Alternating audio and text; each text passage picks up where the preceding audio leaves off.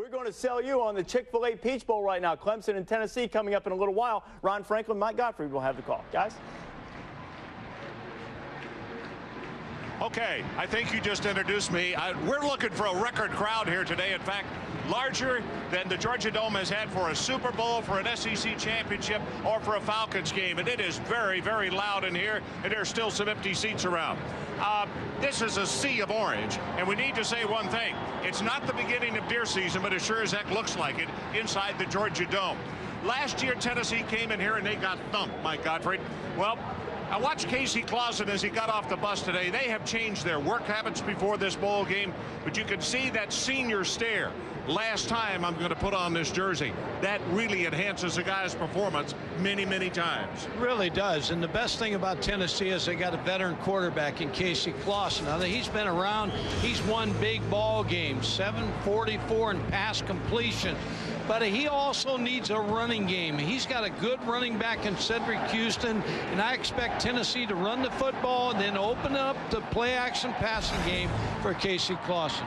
Well, Charlie Whitehurst, if you say, hey, that last name is familiar, doggone right. He played with the Packers, his father did, back in the late 70s and early 80s. And Mike, in watching him, he is becoming a beautiful, beautiful quarterback, and he's still extremely young. Yeah, Charlie Whitehurst is an outstanding quarterback, and he is young, Ron, and you'll see a lot of different coverages in this football game tonight. 27 touchdown passes, but they're a hot football team led by a hot quarterback. And Philip Fulmer told me yesterday this is the best skill wide receivers and quarterback they faced all year. Well, Reese, Mike was talking about how hot they are. These two teams together, would you go back to October the 25th, since that date, cumulatively speaking, they are 10-1. Yes, indeed, they're both white hot, and we look for a high-scoring affair here in Atlanta in just about an hour. Let's throw it back to you at the studio. Ron, Mike, we'll look forward to that. Clemson certainly played brilliantly since beating Florida State. Tennessee had the win over Miami late in the season. It sort of propelled them to a strong finish as well. And certainly a great core of quarterbacks and receivers for Clemson. Not sure that anybody's got one that quite matches up with the Trojans of USC. You don't have to be playing for a national championship to have a little intensity. Dwayne Coleman of Clemson going to Rashad Baker there. You see how he put the helmet on first, though, Reese. Never hit with the helmet off. Can't we all just get along? Fundamentally sound in the pregame scuffle. We'll see if there's any fallout. There's an official right there. We'll continue in a bit. Clemson and Tennessee coming up in just a little while, and the Tigers and the Vols got into a little early extracurricular activity, as we showed you before the Chick-fil-A Peach Bowl. Adrian Karsten will be working the sidelines for us, and he has the latest on that pregame fracas. Inside the Georgia Dome, pregame warm-up for the Peach Bowl here in 2004. Well, moments ago, things really got warmed up. Number 3 for the Clemson Tigers, Dwayne Coleman, a sophomore tailback. By the field judge, Rich Street's words, snuck in behind him. He crossed the 50-yard line, which is no violation by the rule book. It's just general etiquette, a gentleman's agreement in college football. What he did was to take his helmet off and really get in the face of number 16, Rashad Baker, for Tennessee. Baker kept his helmet on. Moments later, Phil Fulmer stepped in after Coleman took a swing at Rashad Baker. Phil Fulmer, who will not be interviewed on camera, he tells me, does describe the fact that he didn't know how this whole thing began, but he thought the best thing to do was let cooler heads prevail, which is why he stepped in between his players, some of his trainers, and his equipment staff. So with their game faces on, they've talked about this all week. You cannot forget that there is redemption to be gained here by the Tennessee Volunteers, of course, after last year's 27-point loss to Maryland. There is no repercussion, no violations, no flags thrown, no penalties to be assessed after this altercation. All right, Adrian, and I think Adrian makes an excellent point. We called Tennessee out last year, said they weren't ready to play, say that they besmirched their proud heritage and their performance last year in Atlanta. So you're going to judge a team by whether they start fighting in No, I'm just saying that at least you see a little emotion, something we didn't see last year, but we don't want to see that kind of emotion. No, absolutely not. I think when you look at this game, though, a lot of people looking at a Tennessee team, many people thought Tennessee would be in a BCS game, now playing in the Chick-fil-A Peach Bowl. But Clemson offensively, guys, Charlie Whitehurst, I think he took the next step as a quarterback there in the ACC. You see him here, sits in the pocket, over 60% completion percentage there to Kevin Youngblood, a beautiful, got a great arm. The one thing about Charlie Whitehurst is his arm. Here again, to Derek Hamilton. But if Clemson is going to beat Tennessee, and the reason why they played so good at the end of the year is this right here. Chad Jasmine right up the middle started to get some running game going. Over 200 yards against South Carolina in the season finale. There's Dwayne Coleman. He's fired up. He'll knock you in the mouth with his helmet off. Apparently That's so. the whole point. Simon, Burnett, those linebackers at Tennessee, can they stop it? Clemson's going to have a shot in this game. Clemson, two-dimensional offense, must run the football. I think Tommy Bowden sort of started to figure that out. They have Charlie Whitehurst. He's a terrific quarterback, but they're going to have to run some, Mark, if they're going to beat Tennessee. Well, the keys for the Tennessee offense and the Tennessee football team is Casey Clausen, their quarterback. He is the leader by far on this football team. Without him in this offense, this team does not win. Take a look at him here in the pocket. What he does, he's got great vision. He's a tall quarterback, strong arm, but the key is this Tennessee offense struggled this year because they could not run the football. And when they struggled, they relied on Casey Clausen to get the job done. 6 consecutive victories going into this football game because of one person, that man right there. And as a quarterback, you look for a quarterback for leadership. You like a guy to stick around in your program. This guy stayed the course. He stayed in the program, and he's led his football team. That's what I like about Casey Clausen, senior leadership. You like a guy out there that will take your team and carry that team on your shoulders when you're going through tough times. Casey Clausen has done that for Tennessee, and he'll do it in this game, his final game at Tennessee. He has certainly put up some proud numbers during his time at Tennessee, and he's a great leader. It'll be fun to watch him in his final game against Clemson coming up in a little while. SBC Cotton Bowl, Ole Miss and Oklahoma State. The Rebels playing big. Tremaine Turner coming up huge. They got to go through the large hole and score the gargantuan touchdown. He had 45 yards on that drive, and hotty toddy gosh almighty. Big game for the Rebels, 24-14, late in the third quarter. They're not runs. You got to watch all season to get all of the jokes. The Sonic Bowl Mania Challenge. These are the standings. Sean McDonough has reascended to the top. Mayday, you were in the top 5 for a little while. I'm cracking the top 10. I'm happy where I am. I was below the top 10. I was 14th at one point. You guys were laughing at me. I've only lost 65 points. All right, guys, the loser of the Chick-fil-A Peach Bowl will have its conference eliminated from the ESPN Bowl Challenge Cup, SEC, ACC. Quick sentence. I like Clemson. Clemson's going to win the game. They want it more. I like Tennessee. Casey Clausen's going to go out in style. You will have an opportunity to see that and watch Flycam, too, from Atlanta right now. Welcome to Capital One's presentation of ESPN Bowl Week. Despite what you see warned by the 75,000 plus here at the Georgia Dome, this is not the Orange Bowl. This is the annual collision between the ACC and SEC here with the Chick-fil-A Peach Bowl. It's been a tale of 2 seasons for both the Clemson Tigers and the Tennessee Volunteers. Each team ran through every emotion to get here. The dawn of a new year represents the turning of the page. There are resolutions and there is redemption. The clean slate is for Clemson and head coach Tommy Bowden. Just 2 months ago, Clemson was 5-4 and reeling from devastating losses. Rumors swirled, the axe was sharpened. Coach Bowden's fate appeared to be sealed. But the Tigers found their resolve. They dominated heavily favored Florida State. They crushed in-state rival South Carolina. And now Coach Bowden will be in Clemson colors for some time to come. Redemption is what's at hand for Tennessee and Coach Philip Fulmer. After getting steamrolled by Georgia on their home field, the proud Tennessee program appeared to be in turmoil. But the Volunteers proved resilient, closing out the season with 6 straight wins, including a stunning victory at Miami. And while the new year signals a new beginning for many, it's the end of a fine career for Tennessee's Casey Clausen, who would love to lead the Volunteer band just one more time. And out of the tunnel to our north, the first team donning orange, it's the Clemson Tigers of the Atlantic Coast Conference. And from the Southeastern Conference in Knoxville, Tennessee, the Tennessee Volunteers.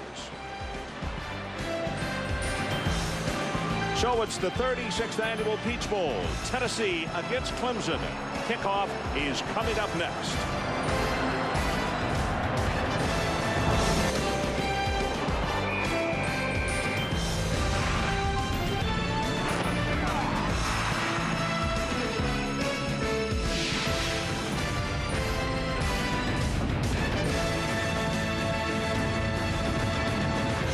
Welcome to Capital One's presentation of ESPN Bowl Week. It's the Chick-fil-A Peach Bowl as the Clemson Tigers take on the number 7th ranked Tennessee Volunteers. Hi, everybody. Ron Franklin along with Mike Gottfried, and welcome to a record crowd, over 75,000 here at the Georgia Dome in Atlanta. Last year, Tennessee came here and they got pummeled by a very good Maryland team. This year, Philip Fulmer has said, take no prisoners. We have changed all of our workout schedules, and in fact, we've just received words that James Banks has been suspended for the first half of this ball game. Mike, they're trying to have more focus. What has to happen in this ball game for Tennessee to get after a good Clemson team today? Ron, I think the big key is for Tennessee to run the football, run it and punish the defense of Clemson. Be more physical. Cedric Houston being the lead tailback, and that opens Casey Clausen in the passing game. Don't forget Dustin Colquitt, the punter for Tennessee, who can flip this field and put the offense of Clemson in the hole. He was our most valuable player in the game earlier this year against South Carolina. The head coach for the Clemson Tigers got a brand new contract after he received Coach of the Year honors at the Atlantic Coast Conference. Tommy Bowden in his 5th season. And on the other side of the field, Philip Fulmer, the head man now, 12 seasons at Tennessee, and you see his numbers over 80%. 5 SEC Eastern titles on his behalf. Well, Tennessee won the toss, and they have deferred, so it means Clemson will receive. Will Hoyt will kick it off for the Tennessee Volunteers, and Hamilton and Miller are back deep. Adrian Karsten, that's checking the sideline. What do you have for us? Moments ago, spoke directly face-to-face with Phil Fulmer about James Banks. Asked him, what's the situation? Why was he suspended? He said, rules violations, teams rules that he broke. Asked him within the past 24 hours, he said no. This suspension was going to happen in any case, only for the first half. Is he concerned about a receiver to take his place in Casey Clausen's performance? Potentially. He said we're just going to have to stick together. Well, Adrian, we talked about, as far as the focus is concerned by this Tennessee football team, the fact that they hit far more than the coaches even said they ever do before a bowl game. And it looks as though that the head coach certainly not only is focused but has his game face on. And what he is going to do, he's going to make sure that everybody is focused and has his attention with the suspension of Banks. Because, Mike, when you put a starter on the bench, it lets everybody know, hey, everyone is susceptible to our rules. And you get another receiver will step up. Will Hoyt with the kick, and the Peach Bowl 2004 is underway. 4 yards deep in the end zone, and Justin Miller elects not to return it. So Charlie Whitehurst, the first opportunity to see the young sophomore out of Duluth, Georgia. If you say, yeah, boy, the name is familiar, you're right. David, his father, played with the Packers 77 through 1983. And Mike, in a cut-in just a while ago, you talked about his progress. He really has come along in very, very nice strides. Yeah, he won't be rattled either because of his background of his father, having worked with him, and then Tommy Bowden. You're looking at a veteran quarterback right here. Chad Jasmine is the tailback. Has 8 touchdowns on the year. They fake it to him, and Whitehurst wants to throw and gets it off to his tight end Williamson, and he has the first down and a gain of 12. Let's take a look at the remainder of the offensive starters after that gain of 13. Jasmine, the tailback. Cliff Harrell, the fullback. Williamson, who just caught the pass, the tight end out of Tarpon Springs. Hamilton and Youngblood on the outside, 2 very good wide receivers. Up front with the offensive line, this is a steady group. The guy who grades out the best every week is Cedric Johnson, number 65, the left guard. He's a junior out of Barwick, Georgia.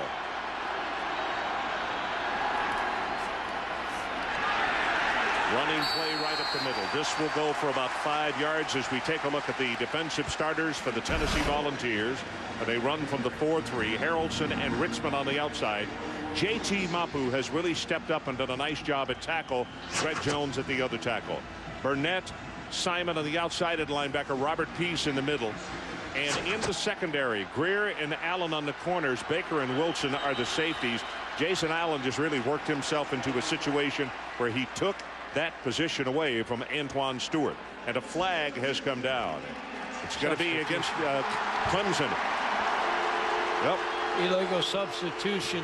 What Clemson does, Ron, is they'll go to the line of scrimmage and they'll wait at the line of scrimmage and see what the defense will do. Then Tommy Bowden from the sideline, him, Michael O'Kane, and Brad Scott, the offensive coordinators and quarterback coach, will then make the play call. So the 5-yard stepped off, and they lose just about everything they got on first down. Whitehurst steps back, gets the play. Empty backfield, nobody behind him, and Tennessee shows blitz, and here they come. Gonna have to hurry, and he throws it to Hamilton, 26 yards. Boy, did he get open, and Tennessee had 2 defensive backs over there. They've hit him on 2 corner routes here with a tight end and then Hamilton, Derek Hamilton. But the nice touch on the football by Charlie Whitehurst. Mark Jones is the man who made the play. As you look at Hamilton, a career leader in all-purpose yards, and he's a big target at 6'4", 205, a junior out of Dillon, South Carolina. Whitehurst now 2 of 2 for 39 yards as Dwayne Coleman comes into the lineup at tailback, number 3. They give it to Coleman, heads to the right side. Whoa, does he get hit at the line of scrimmage? And the first man to come across and make contact was Paris Harrelson. Oh boy, we could hear and feel that one up here. They want Dwayne Coleman because they had a little fisticuff in the pregame, and Tennessee football players took a little exception to Dwayne Coleman. Well, this is what happened right here, Mike, as you look at it. Well, we got to play. We'll get to it, and then we'll go back and look at what happened. Whitehurst got a man, and he throws it to Kevin Youngblood. Defenders, I believe, thought he was going to throw it out of bounds, and he didn't. Youngblood got behind the secondary, and he gets it for 35 yards. One thing about Youngblood, a big target at 6'5". So those are the problems that Clemson sends to you with a 6'4" and a 6'5" receiver. Rashad Baker got beat, the safety. First and goal, Clemson Tigers. The ball at the 8.5-yard line.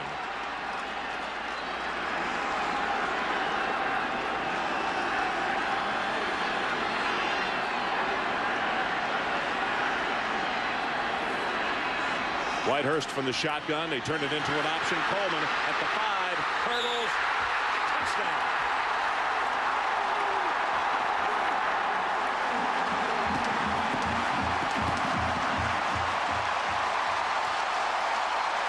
Got by Jabril Wilson. And when he did, stepped into the end zone for a touchdown of 8.5 yards. And boy, the Clemson Tigers made it look like child's play.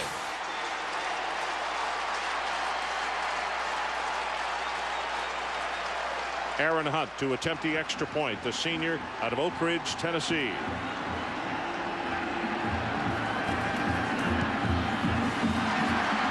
Knocks it through on the right side, and Clemson marches right down the field.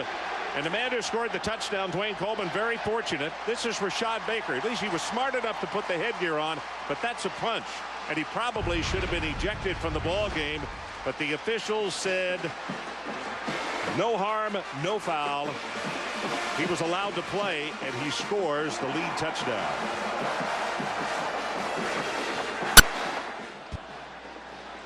So we're back 7-0. Clemson takes the early lead in the Chick-fil-A Peach Bowl. And talk about an impressive drive, Mike. 6 plays, 80 yards, 2 minutes and 10 seconds. Whitehurst was 3 of 3 for 74 yards. Yeah, the no huddle, I think, even though Tennessee expected the no huddle, they did not react very well in the first drive. And that John Chavis, the defensive coordinator, will get them over there, and then they'll play a lot better than they played on that drive. Jardine to kick it off for Clemson. High into Marin.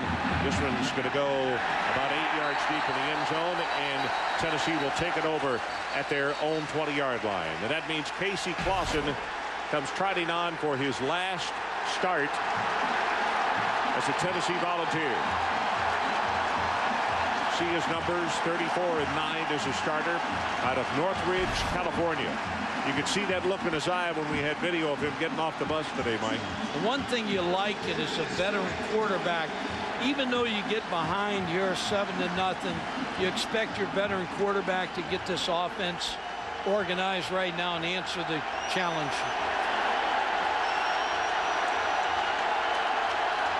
Troy Fleming, the lone setback, and he'll get the handoff right up the middle. Belted hard. Take a look at the remainder of the offensive starters. There's a little tussling going on between offense and defense on the first play. Houston will start at tailback, Fleming at fullback. The McClure at tight end, Brown and Jones are the wide receivers. Munoz, Herrera, Wells in the middle, probably the most improved. Cody Douglas and Sean Young making up the offensive line. Again, it is Troy Fleming, the senior out of Franklin, Tennessee, who will operate as the lone setback with Clausen. Now Clausen with an audible. Play clock is down to 4, down to 3. Got it off just in time. Sets going to throw a little fade. Far sideline. Got a man there. Did he hold on? No. That was C.J. Payton, the sophomore out of Virginia Beach, Virginia. Talk about a game of inches. He almost gathered that thing in. Ball's thrown exactly where it should be thrown on the fade to Payton. Just couldn't bring it in. Justin Miller, the corner. Sends a message, Joe. Yep. Third down. They need to take it out to the 30-yard line.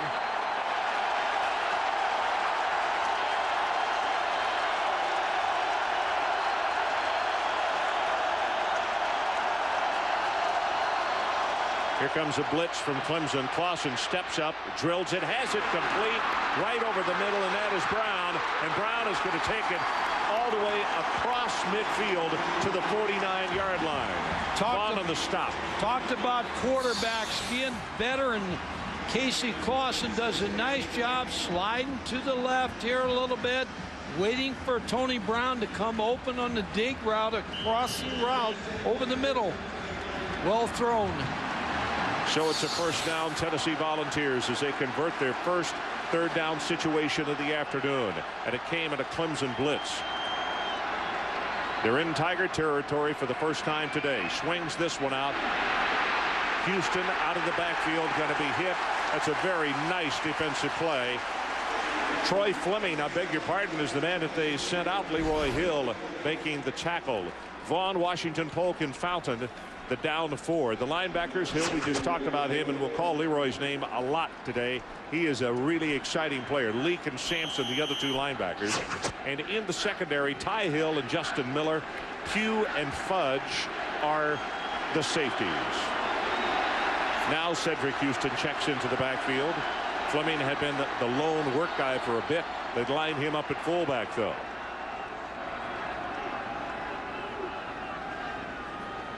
Asking to reset the 25-second clock.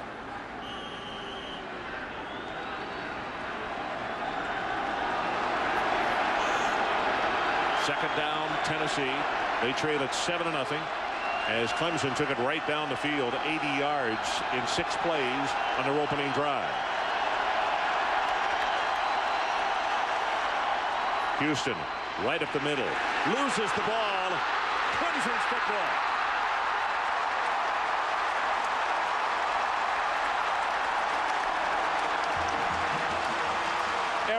Sampson makes the recovery, and I believe it was Eric Coleman who's going to knock it out, number 76. Yeah, yep. Eric Coleman knocks it out. Cedric Houston never had the football.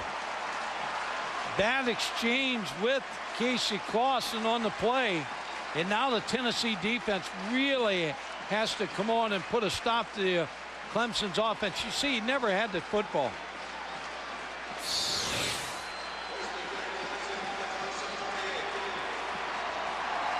They come out quickly, and in fact they're lined up and ready to snap the ball. Here's Whitehurst, quick out pass, got it complete, and a nice job as Tennessee recovers, but it did not appear that they were ready at the line of scrimmage as Hamilton caught the pass, and they had to get outside in a hurry. Robert Peace was there to make the tackle. You know, when we talked to Tommy Bowden the other day, and he was talking about his players, and he was bragging on Tennessee's players, and I'm sure what he sold his team on, hey, they've recruited all these All-American guys, and you haven't been recruited there.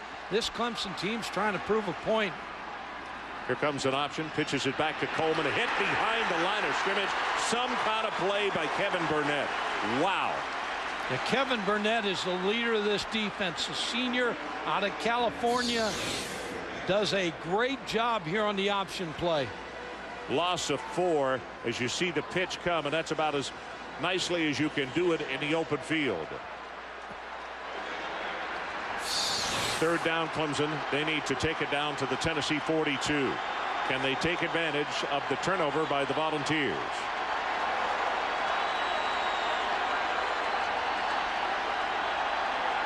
Tennessee showed blitz. They stayed at home. Whitehurst got a man right over the middle. He had two men over the middle, Mike. They almost collided coming inside the safety on each side, and he overthrew it. Sometimes when you have a layoff, and I'm talking about 30 days between your last game, sometimes you'll blow something like this. But also, I think it took Tennessee's defense a series to catch up with the speed of going back to playing college football against an opponent. Cole Chasen, a freshman out of Roswell, Georgia, is back to punt and is not a boomer but very efficient. His net return, they do not allow a great deal. Fair catch is called for and made by Mark Jones, so we'll take a timeout.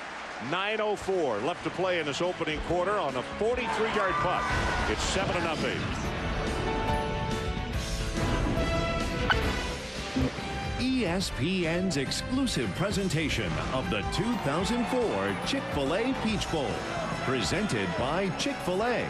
We didn't invent the chicken, just the chicken sandwich. And in part by Jeep. If it's not trail rated, it's not a Jeep 4x4. And Mach 3 Turbo from Gillette. It's the best shave in the world. Well, that's a good look at some of the record crowd on hand here. And when I say record now, a larger crowd than they had here for the Super Bowl or for any SEC championship game.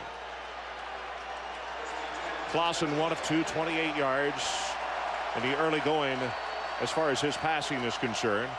And he'll go with Houston. Runs into his own man. Boy, there's not much there. Reese Davis, let's check back with you.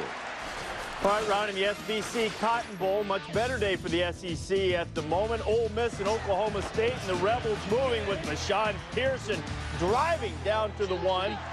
Eli would end up paying that off. Manning going into the end zone. Rebels up 31-14 in the fourth.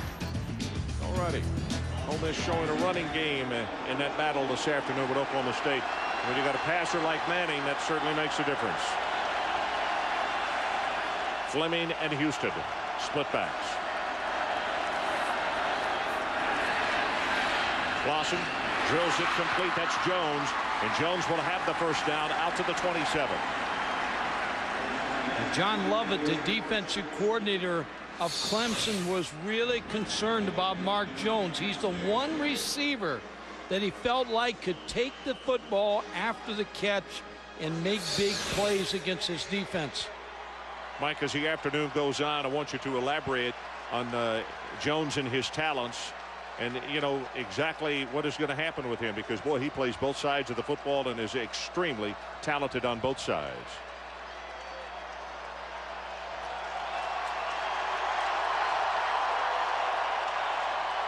Short drop, quick out, got this one complete. Number 10 again, and Jones will have the first down.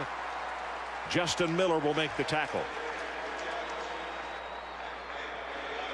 Good job by Casey Clausen of going to the line of scrimmage, seeing a cushion at the top of the screen and finding Mark Jones on a quick hitch. He saw Justin Miller, number 9, way off of Mark Jones. Jamison, Coleman, Tate, and Adams, the backup defensive line for Clemson in the ball game. They've already played 8 down linemen, trying to keep them fresh. This running play straight ahead, there's nothing there for Fleming.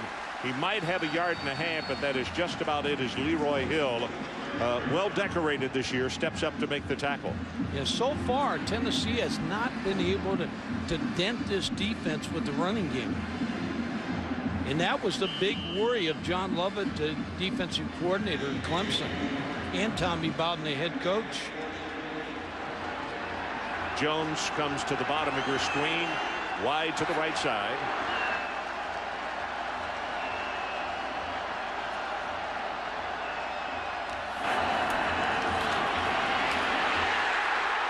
Sacked. First time they've gotten to him, and it's Justin Miller, the man that Mike Gottfried was just talking about.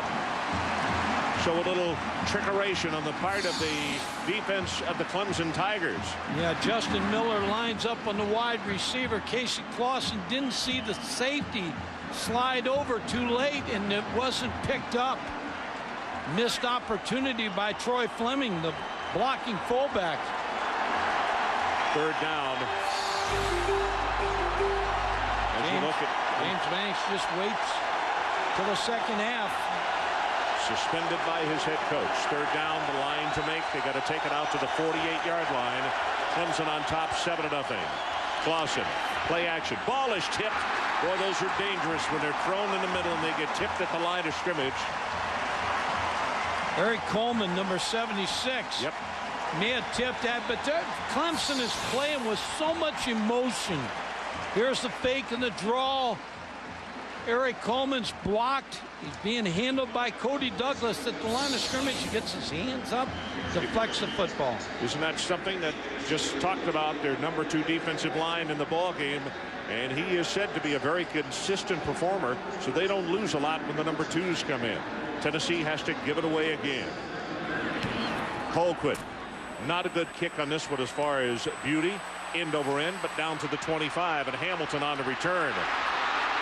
Tries to go the other way. Hamilton gets a block, gets another block. Colquitt is blocked to the ground, and he's finally knocked out of bounds at the 17-yard line.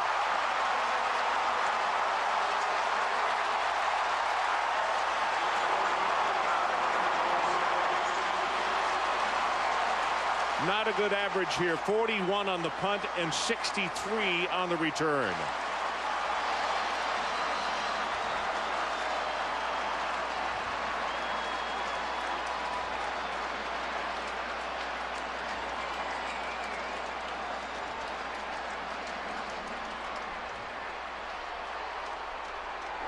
We have a sideline warning on the Clemson bench.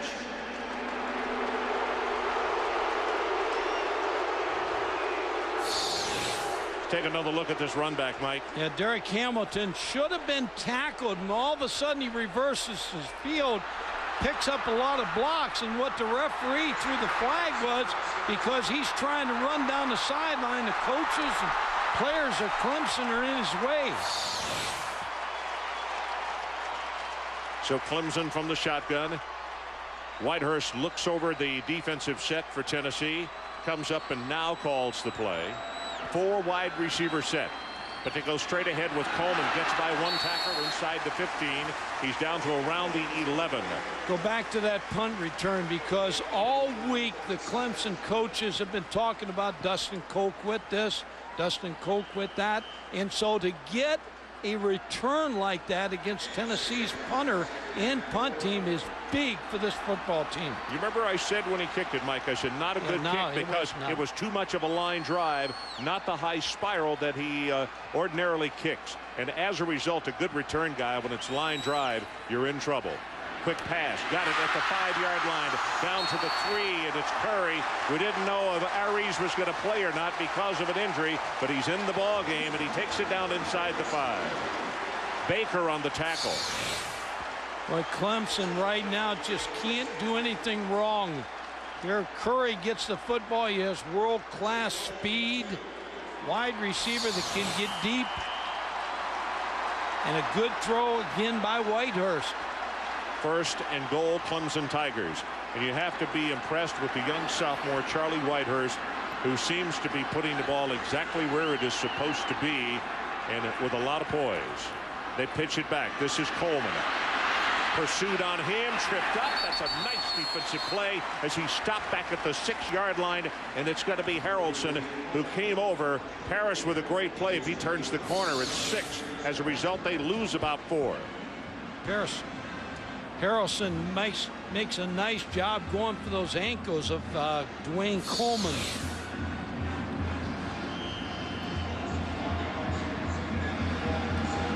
Now it's 2nd down and goal to go.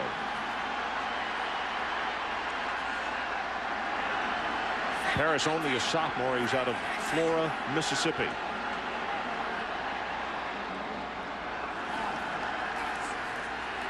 pass right over the middle, base of the end zone. He caught it out of bounds, and that's a good call. He drugged the wrong foot. The foot he drugged was the one that was out of bounds. Youngblood. A nice throw by Charlie Whitehurst. I agree with you. I think he's out of bounds all the way. He stepped and then drugged the foot. I think you're going to see the first foot that comes down is the one that's out of bounds. The crowd is booing, but I think this is a very good call. See, even if it's simultaneously, well, if it's simultaneous, it would be good. It's close. I think it's a good call. I know on a bang-bang play like that, I'd hate like the Dickens to have to make it. We've got replay, and we've had to look at it twice to tell. So we'll take the timeout with him. 3:57 left in this opening quarter. 7-0 Clemson.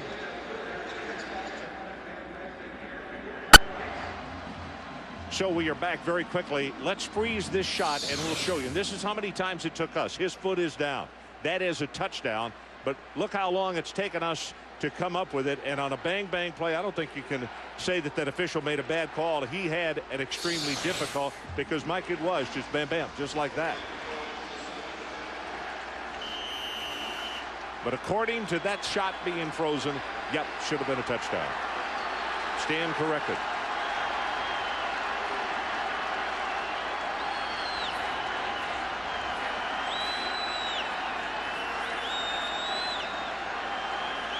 From the shotgun on third down, quick pass, made the reception again. Curry, and they're going to say he is out of bounds at the 1-yard line. What do you do, Michael? I think you're going to need a lot of points against Tennessee. Well, you see Youngblood coming back with his hands up, showing it's this close. And Tommy Bowden, I think, maybe takes a timeout right here to think a little bit about it.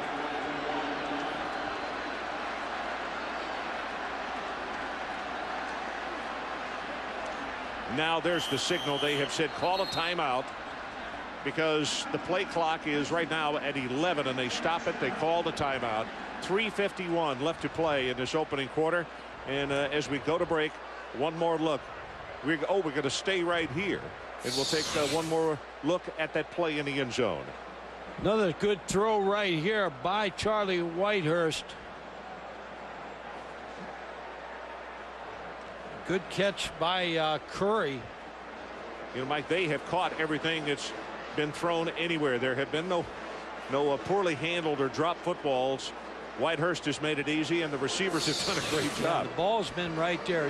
What's tough about this decision is if you kick the field goal, you go up by 2 scores, but you're playing against an offense with a quarterback, a veteran quarterback, you know who's going to get untracked. So you need a touchdown here. I believe I'd go for the touchdown.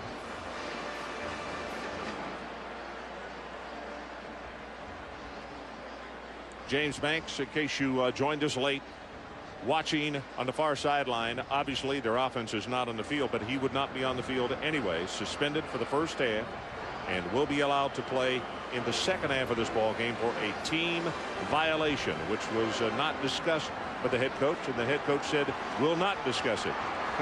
Going to kick the field goal. Aaron Hunt comes on to attempt the field goal. He is the Clemson career scoring leader. 321 points following the extra point here just a few moments ago.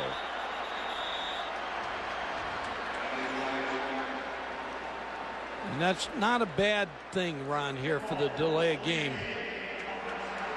In Tennessee, I might turn it down. But that's a good angle. You want the better angle than the ball on the 1-yard line on the hash mark. Yeah, because at the 1, it is really an acute angle. We talked about Hunt as the career scoring leader.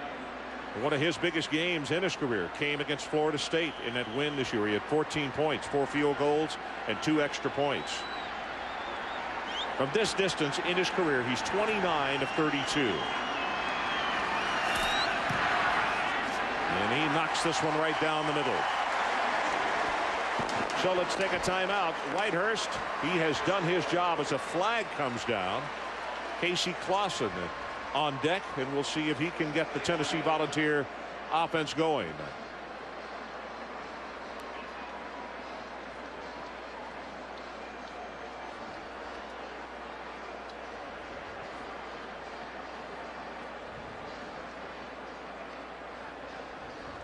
Big East officiating crew, and they are discussing. Play, offsetting, dead ball fouls on Tennessee, dead ball foul on Clemson, fouls offset, kickoff.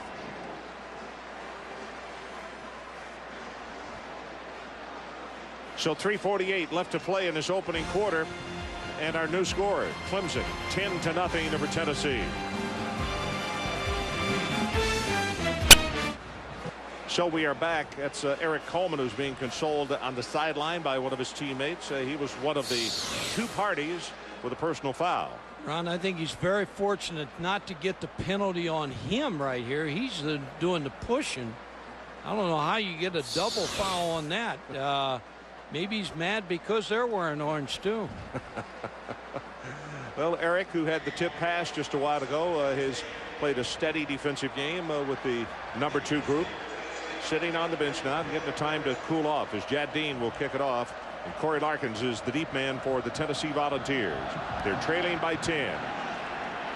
Another good high deep kick, 5 yards deep. He's going to return it.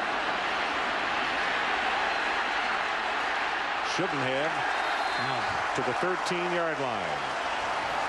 The dynamic shots you've seen are provided by the Chick-fil-A Fly Cam. Another technical innovation from ESPN. Takes you right down on the field. Moving down the sideline, at Tennessee special teams unit coming over to talk to their coaches. That's a great look.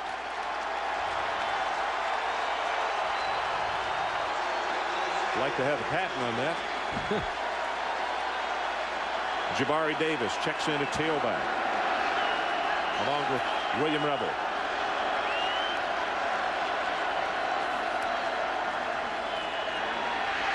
Clausen high stepping, drills it, and he was standing on the sideline, so it's going to be incomplete. Running for his life, Chris Hannon is the man that he threw to. Speaking of Chris Hannon, he's a youngster that has come on in the late going this year. Yeah, but you just look at Tennessee here early in the ball game. All the mistakes, the fumble, bringing that kickoff out right there, the defense not being ready early. They needed a wake-up call.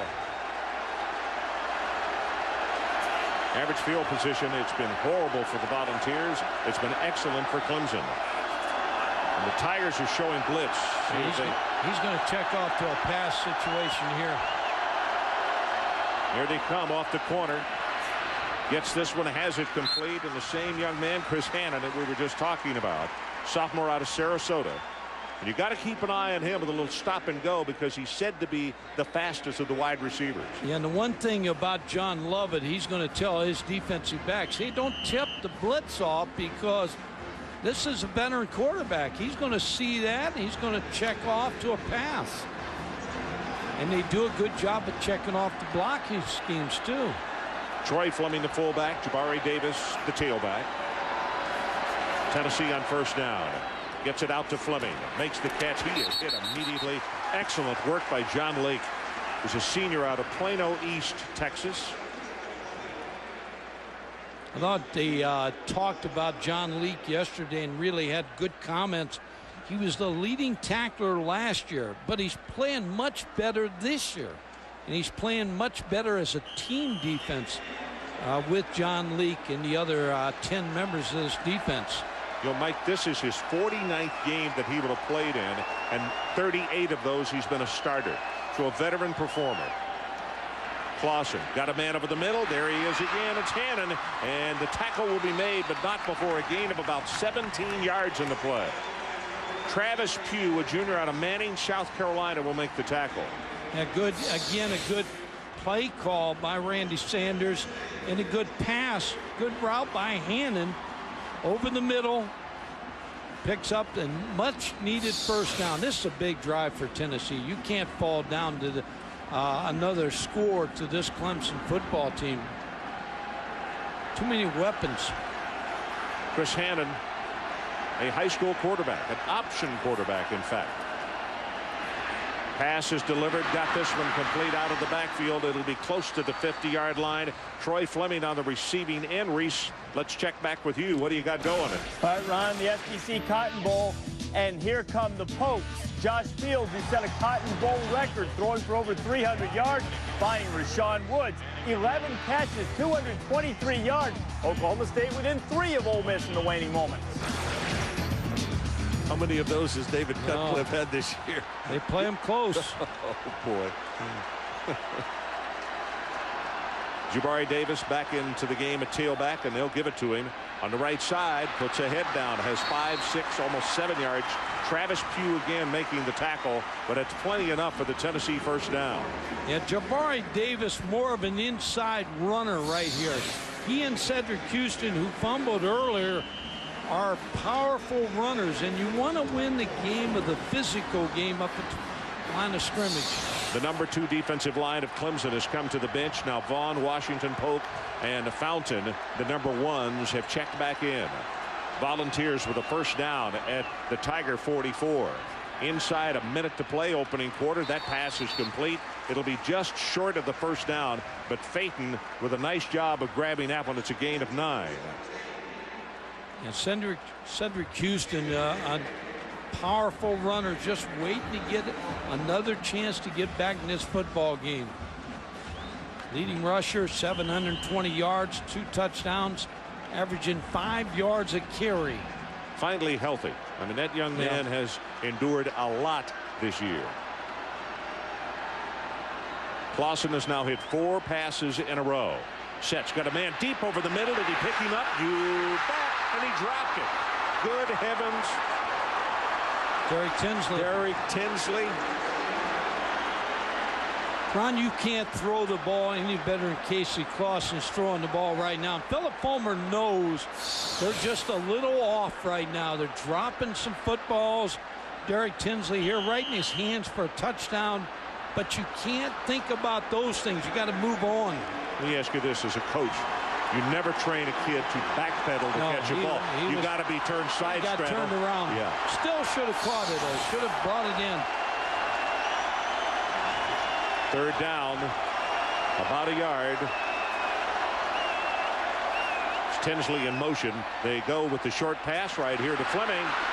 Big opening, 25-20. It'll be a 1st and 10, Tennessee. 16 yards in the play.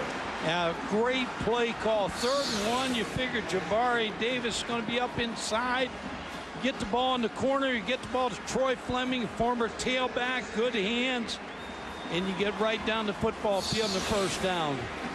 Very, very good call. This is far and away the best drive that the Volunteers have had. 10th play of the drive. And Clausen has been almost flawless.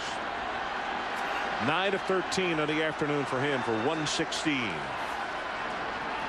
Here comes pressure over the middle. Got him there. Tipped away. Justin Miller got a hand on it. You talked about flawless. Now that may have been his first mistake because he threw into coverage right here. He didn't see the blitz, and he's been able to pick up everything. Tony Brown was a receiver. Justin Miller again in good coverage. Got help from the safety. Tell you what, Miller's had himself a heck of a first quarter. 3 tackles, 1 sack, and now 1 breakup with that play. We've got 12 seconds left in what has been a very long first quarter. Cedric Houston comes back into the lineup. Came in for 1, carried it, and fumbled, so he sat on the bench a bit. Screen back into the boundary.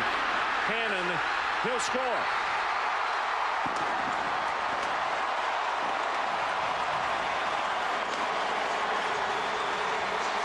$19-yard pass play. And Sean Young, the right tackle, got a nice block on that screen. That's all Casey Clausen right there. And John Lovett knows that That's why we talked about you take the field goal, you take the touchdown, you got to score points because Tennessee's going to be back here. James Wilhoit, the freshman out of Hendersonville, will attempt the extra point. Got it.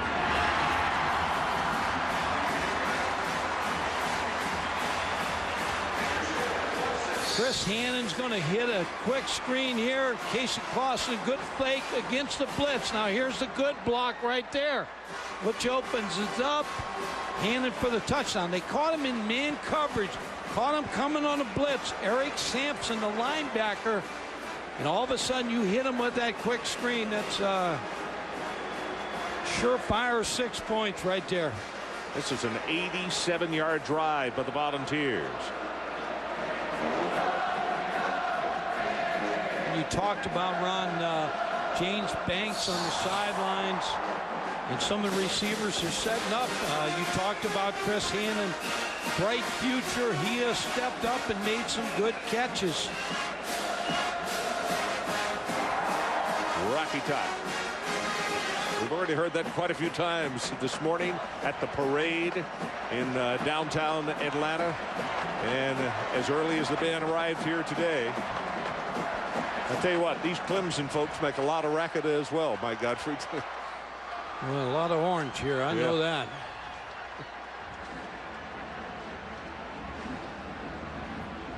Both offenses kind of having their way here in the first quarter. 6 seconds left in this opening quarter. And you got to keep in mind, neither one is a joy to kick to. But Derek Hamilton, number 21, the all-time guy as far as just all-purpose yardage. And he already had one punt return. It was, what, 60 or 61? After I saw him return that punt, I would never kick to him. 58 is what they said officially. 58 yards on the return. And what had been a 41-yard punt. It's a good kick. It's going to be about 6 or 7 yards deep, and there'll be no return. That ends all retorts right there. Hamilton, Derek Hamilton, the wide receiver, gets a pass from Charlie Whitehurst, his quarterback. Here's the great punt return, individual effort, broke the tackle, then picked up the wall. And a good gainer set up the second score, the field goal.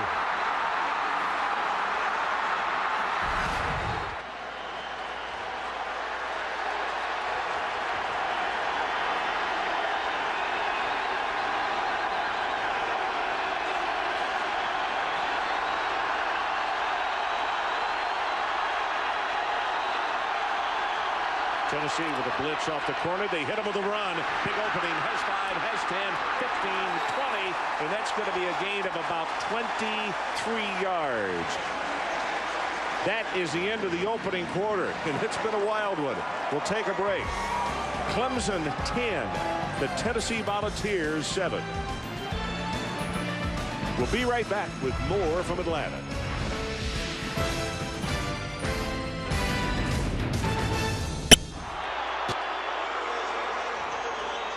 Sometimes you watch the linebacker and the blocking schemes are really affect the linebacker. Watch Kevin Burnett. He reads the guard here to the running back, and the guard is going to pull. And all of a sudden, Kevin's going to get too far over, and the right guard's going to pick him up. The center's going to block back on the guard. So they really influence Kevin Burnett to move over, and they break the ball back behind him. Nice run by Chad Jasmine. Really a nice blocking scheme there to affect the linebacker. From the 43, here comes the reverse, and this is Hamilton. Tries to turn the corner, and he does. 45, and at the 50, and then is shoved out of bounds by Rashad Baker. Total yards in the opening quarter, Clemson 122, Tennessee 140, 87 on that last drive. Yeah, I think we're going to see a shootout like that the whole game. Jason Hall, number 94, was in space with Derek Hamilton. That was a mismatch there. Dwayne Coleman comes back into the ball game at tailback. 5'10", 190. Not a real big fella, but the second leading rusher on this Clemson ball club. They like to throw to him. He has good hands. Whitehurst going to go on top, and the receiver Youngblood has been held up, and now here comes 2 flags. That's good call. Jabari Greer got tangled up with him, and that's going to move the chains, make it first down.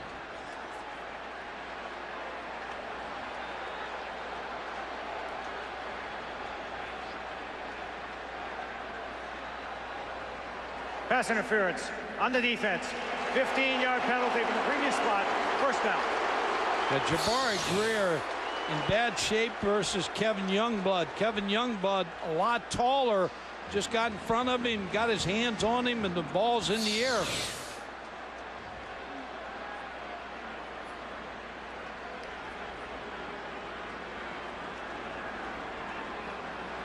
John Chavis, the defensive coordinator. John from the state of South Carolina, so he really is hoping his defense can step up. Following the step off of the pass interference penalty, 1st and 10 from the 35-yard line of Tennessee.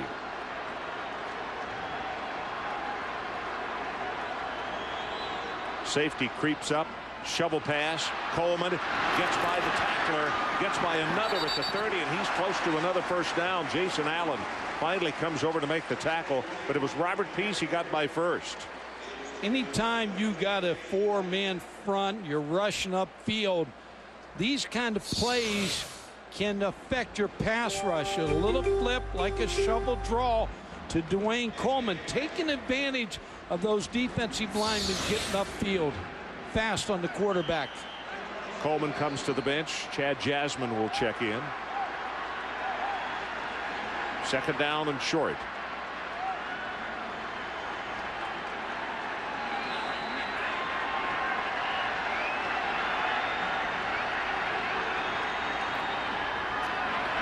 Big opening for Jasmine again, and he'll have a first down plus about 7 or 8 more yards as Jabril Wilson comes up to make the tackle. Cedric Johnson with an outstanding block, number 65. Both defensive coordinators, John Chavis and John Lovett, both being named John today, are having headaches. Both these offenses are pouring it to them. Jasmine out. Dwayne Coleman comes back in at tailback. Clemson with this no-huddle offense. They went to the no-huddle in the 3rd game, and folks, since then they've averaged 443 yards a ball game. Whitehurst, quarterback draw. They think they see something on the left side, and he will get just minimal yardage out of it as Cedric Johnson was out there blocking for him. See, one thing about the no-huddle offense you talk about, they're at the line of scrimmage plenty of time. They can make so many adjustments at the line of scrimmage. And you in defense, now you got to show your cards there a little bit. Now, John Chavis will show his cards and then try to make a double move. But this Clemson offensive football team's got a long time at the line of scrimmage. Now they huddle up on this play. Rarely do they do that. But what Coach Godfrey is talking about is when they come to the ball, they may already have the play. So you better be set to go. Pressure up the middle, just going to throw this one away. That was Jason Hall, who was applying some big pressure on the quarterback, Charlie Whitehurst.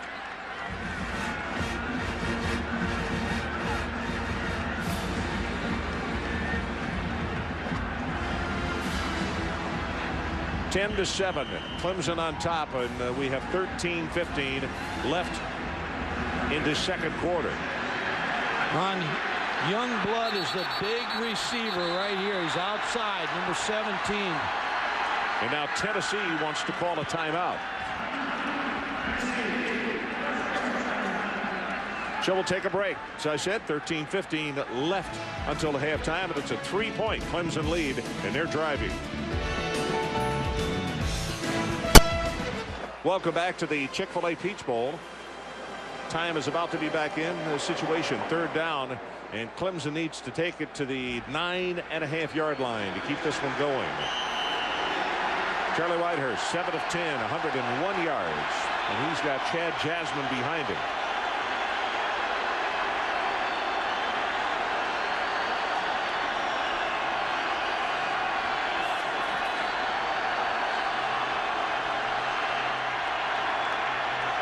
They give it to Jasmine right at the middle, at the 10, at the 5. Touchdown, Clemson Tigers.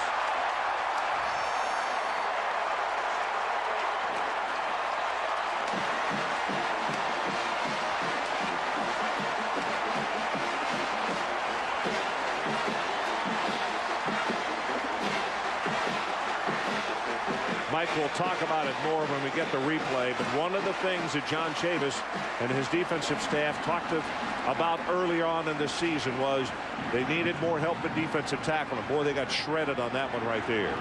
Good pass from center. The kick is up, and he's perfect. Aaron Hunt. Let's take a look at exactly what happened on this one.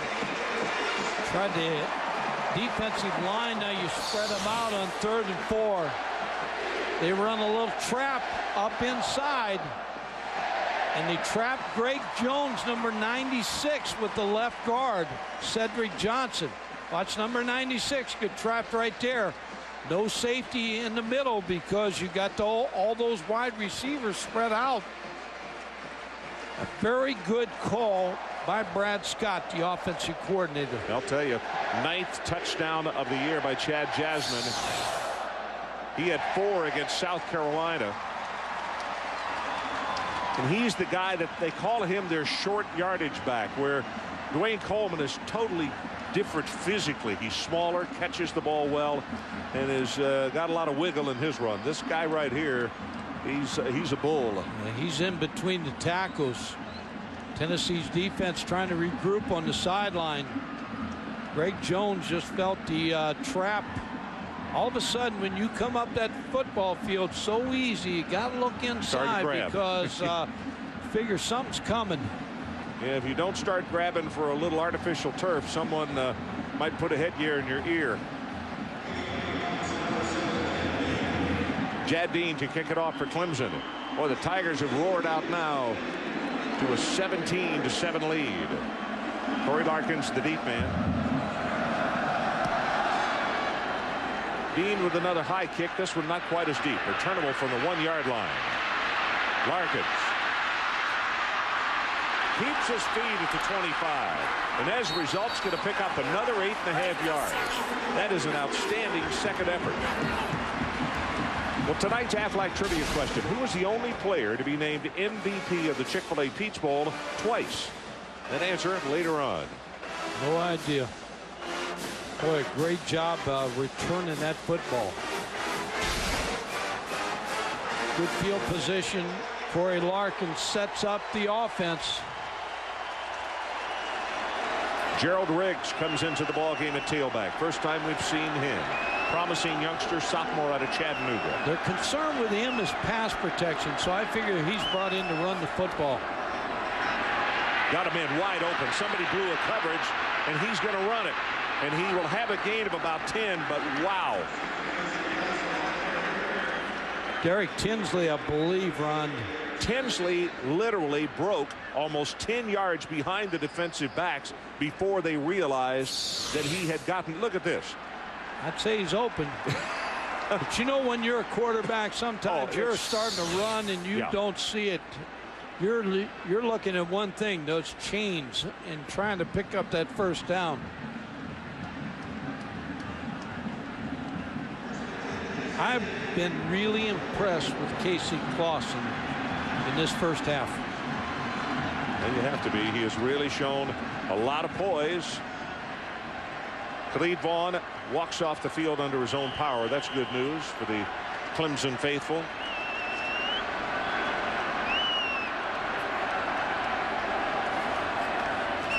Flips it back to Riggs. Puts a head down and goes over midfield. And it's going to be stopped at the 49 of Clemson.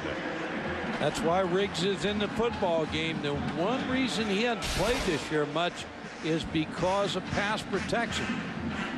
Casey Clausen, you see 73 touchdown passes. Boy, you talk about graduation. The coaches in Tennessee are going to be crying when he graduates. And puts that cap and gown on, and you know he's not coming back. Casey Sr. out of Northridge, California. 5-step drop this time. Now going to step up into the pocket and run. And before he's able to slide, he is tripped up, and he'll have the first down with an additional 6. Jamal Fudge, the rover, is the tackler. I keep talking about how impressed I am with him, and he just makes right decisions. And so far in this football game, he's doing it as much with his head as he's doing with anything here. He's picking apart this defense. He knows what they're in. He's taking advantage of the free receiver, and he's just doing a wonderful job. Now, this is interesting. Mike, he has their 2 longest runs, 11 yards and 9 yards. Blitz off the corner, quick pass, got it complete, breaks the tackle, still going inside the 30-yard line. Troy Fleming with a totally outstanding effort. Reese Davis, let's check with you quickly. All right, Ron, it is over in Dallas. The SBC Cotton Bowl, Oklahoma State and Ole Miss. Rebels clinging to a 3-point lead, and they kept the ball away from the Pokes by doing it on the ground. LaShawn Pearson-Lewis picking up big yardage. Rebels run out the clock, and Eli Manning goes out a winner. 31-28, Rebels win the Cotton Bowl. Well, congratulations to Eli and his teammates, and to David Cutcliffe, who has done an outstanding job down in Oxford. That's a great win for them. Play action.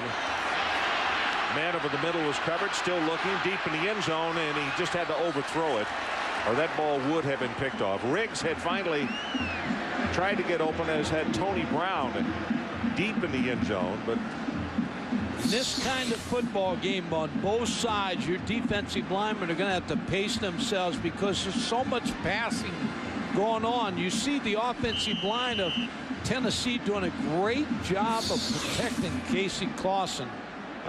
Mike, I mentioned Scott Wells, the senior out of Spring Hill, about not only a team leader, but how much he has improved. He did an outstanding job on that play right there. 6'2", 300-pound senior. And he's a very outstanding center. Tennessee down by 10 and trying to cut back into the lead, and Clausen says, let's stop the clock. So a timeout has been taken by Tennessee at the 11:07 mark. 17-7 Clemson, and the Vols trying to cut into that.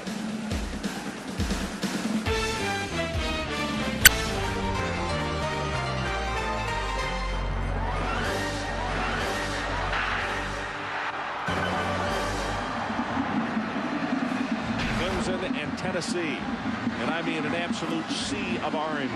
Over 75,000 in attendance will get the official record, but it is said to be, with ticket sales, it'll be larger than even the Super Bowl that was held here. Clemson shows blitz, and then Munoz comes out of his stance.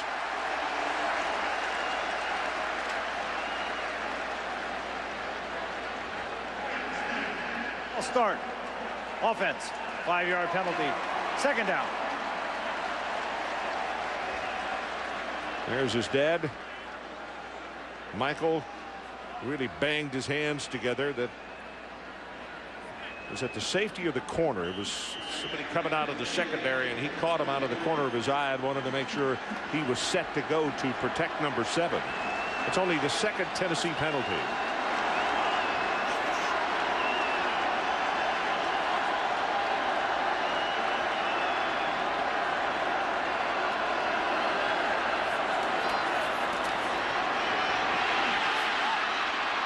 Clausen gets the pass away, and it is knocked away, incomplete. Boy, Casey was very close to being across the line of scrimmage. A good job by John Lovett again. Faking the blitz. All of a sudden bailing out. They confused Casey Clausen on this play.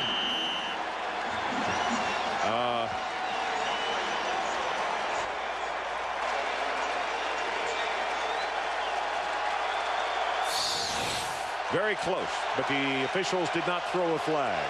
It is third down. Tennessee 2 of 3 on third down conversions.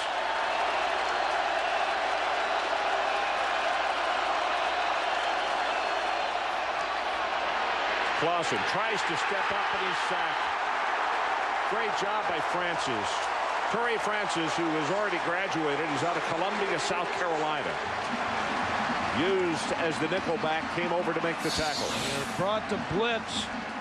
And Francis is going to get free, and all of a sudden Casey Clausen trying to buy some time.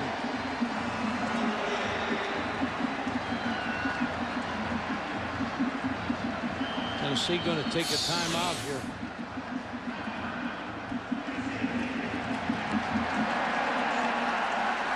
So timeout called by the Volunteers. And that's the last one that they have here in the second quarter. It just didn't pick up the blitz. Trey Francis comes clean. I had no idea on this, but of the answer to tonight's athletic trivia question, who's the only player to be named MVP of the Chick-fil-A Peach Bowl twice? And the answer is Raymond Priester. 1996, 1997 is Clemson's all-time leading rusher, 3,966 yards. I could have guessed all night and would not have come up with that. Does he get Chick-fil-A sandwiches for the rest? Loads of them, yes. Rest of the time. You know, I knew we'd been stopping a lot here in the last couple of minutes, but that is 3 timeouts that Tennessee has taken in the last 2:48, and probably the reason of that look of frustration on Philip Fulmer's face across the way, which we got just a moment ago. And they just can't get in any kind of rhythm.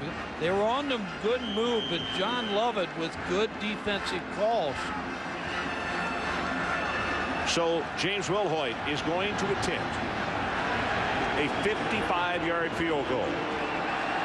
Also could punt it. His longest is 51, and that's what's going to happen. Going to pooch it right down the middle. Now takes a Tennessee bounce.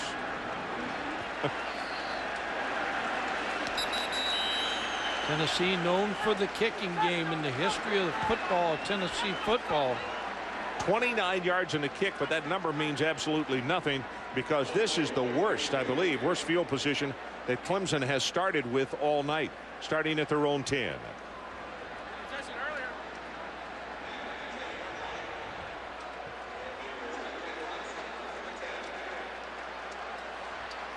Charlie Whitehurst and company back out on the field. We were told that Charlie had great demeanor on the field, very poised. I'll tell you what, he has really displayed that. Only a sophomore.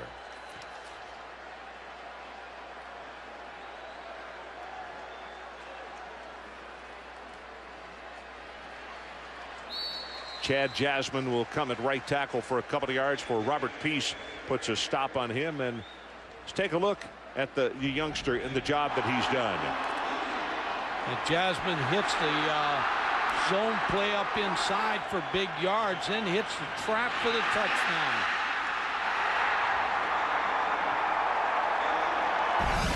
So Jasmine been in the end zone. Coleman's been in the end zone. Both tailbacks. Total yardage 174 and 165 for Clemson. Whitehurst going to go on top. Far side, and the ball is intercepted at the 43-yard line. Jabril Wilson. Just a little too much air under that one. Yeah, when you have a safety sitting over top, Jabril Wilson, and go back to that kick, the punt. Here's the fly cam as we take a look at this from the Chick-fil-A fly cam. Brings you right down to the field.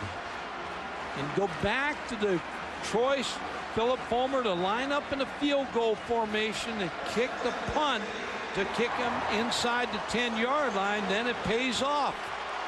Aries Curry was the intended receiver. Gerald Riggs comes back in a tailback for the Volunteers, and they set up shop at the Clemson 43-yard line.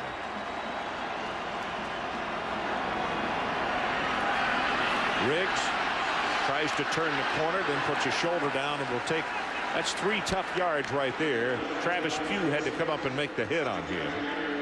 You just know when you talk to Philip Fulmer that he likes this guy right here, Gerald Riggs. And we talked about his pass protection. When a young back comes to school, sometimes he has to learn the protections. But he is a good running threat for this Volunteer offense.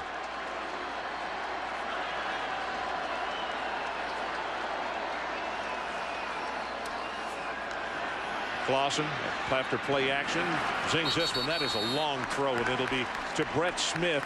Good for the first down. I tell you, he's on this side of the hash marks and had to throw that thing completely across field. That is a long throw. A lot of people talk about Casey Clausen. Will he play at the next level? I think for sure he'll be drafted 3rd, 4th round. Quarterback that can go in the pros and be a guy that learns a system and play very well in the next level. Smart football player. 8.5 minutes left until halftime. Clausen gets this one incomplete, in and out of the hands of Brett Smith, the freshman. He's another one that they put an exclamation point, coming on, still learning, gonna be good, but that still learning has a definite asterisk that you put by his name. Yeah, and go back to James Banks, been suspended. A very good receiver for this Tennessee football team. Can't get in this football game in the first half. Quarterback receiver. Now here's an option being called by Clausen. Plenty of time on the play clock.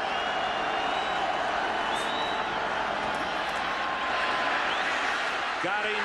Touchdown, Mark Jones.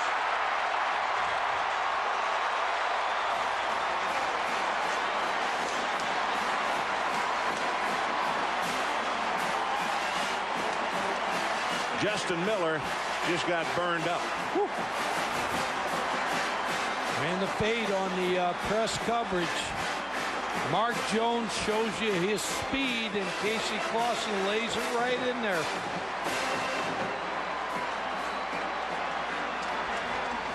Will Hoyt tries to make this a 3-point ball game, and he does. So with 8 minutes, 19 seconds left until halftime, our new score is Clemson 17 and the Tennessee Volunteers 14 on this 30-yard strike from Casey Clausen to Mark Jones in the left rear end of the end zone.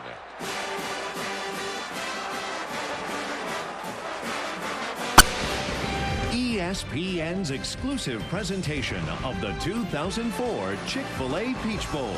Presented by Chick-fil-A. We didn't invent the chicken, just the chicken sandwich. And in part by the next Ford F-150. 2004 Motor Trend Truck of the Year. And Office Max. This holiday season, give gifts that work from Office Max. So we're back with more second quarter action of the Chick-fil-A Peach Bowl. Ron Franklin, Mike Gottfried, Adrian Karsten here in Atlanta, and great to have you along before a record crowd at the Georgia Dome. 4 plays, 43 yards following the interception taken away on the pick from Charlie Whitehurst. 1 minute 12 seconds is all it took. Keep in mind, 2 deep men. One wears number 21. He is Derek Hamilton. 2 returns of 100 yards in his career. And they kick it away from him. Miller muffs the ball at the 1-yard line, and it'll go out of the back of the end zone. Let's go back to the touchdown, Mike. Hey, Ron, when you play 2 deep coverage, you have to have design to your pass play. Here's a safety. It's going to be sitting on the hash. This corner is going to square out. But Tennessee's going to run a receiver down there to hold him, so to let Mark Jones get free in the corner. He holds him just for a second. The design of the play to get that safety just freeze for a second so that Mark Jones can beat that corner and the safety can't get over on top. Charlie Whitehurst has Chad Jasmine to his left in the backfield. Seeing it there, they faked as though they were going to snap the ball. Then he looks to the sideline and gets the play. And there's plenty of time in the play clock. Still 12 seconds. So the reason you got to be set to go. Jasmine, big opening. Over the 30. Out over the 40. Finally wrestled down as he crosses midfield. Jabril Wilson makes a stop. That's a 31-yard run. Yeah, what they're looking for, Ron, just what you talked about. See 6 guys in the box. and give them the run sign, and that's what they're able to do. You know how the pros get the Polaroid pictures on the sideline, look at the fronts? The coaches right now are freezing Tennessee's fronts, and they're able to look at what they want and do it. Tennessee scrambling around on defense because they came in with the 2 extra defensive backs, taking a chance that it was not going to be a quick snap by Clemson. Bouncing off a tackle, bouncing off another, and then whoa, what a hit on Jasmine. He took a pretty good strike right there. Mark Jones, who plays both ways, is the man who came up and made the hit. Yeah, 92 plays against Kentucky. He was on the field. Special teams, defense, and offense. Just scored a touchdown. Now he's back out there on defense. That's a two-way player, not 8 plays on offense, playing all the defense. This is the real guy right here. Quick pass over the middle, in and out of the hand. I'll tell you, they haven't done much of that. Derek Hamilton dropped the ball. It's going to be 3rd down and 5. I commented back in the first quarter that everything was thrown around them. They caught. John Chavis, the defensive coordinator, is going to look at the personnel on the field now. The offense. John Chavis, after he sees them adjust, his defense adjusts. 3rd down, they need to take it to the 39-yard line of Tennessee. All of a sudden, it's a 3-point ball game. Volunteers come up with a press. Here's pressure off the corner. Barely gets it away and intercepted by Tennessee. And a flag now has come down.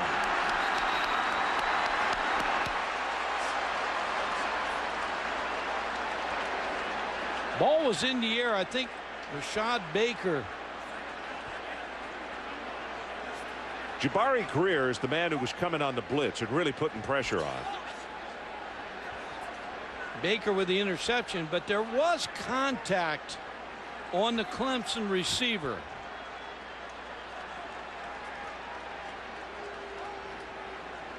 It's a long time here.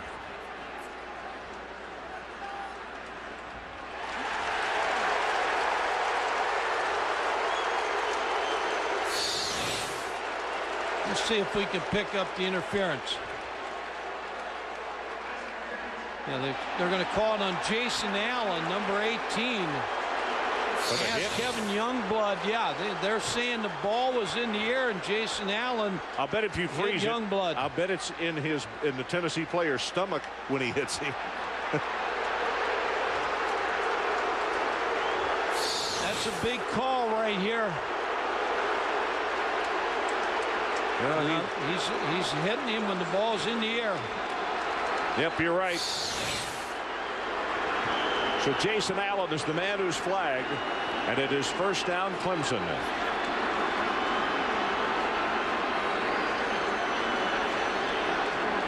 It's going to be who has the ball last with these both offenses moving up and down the field.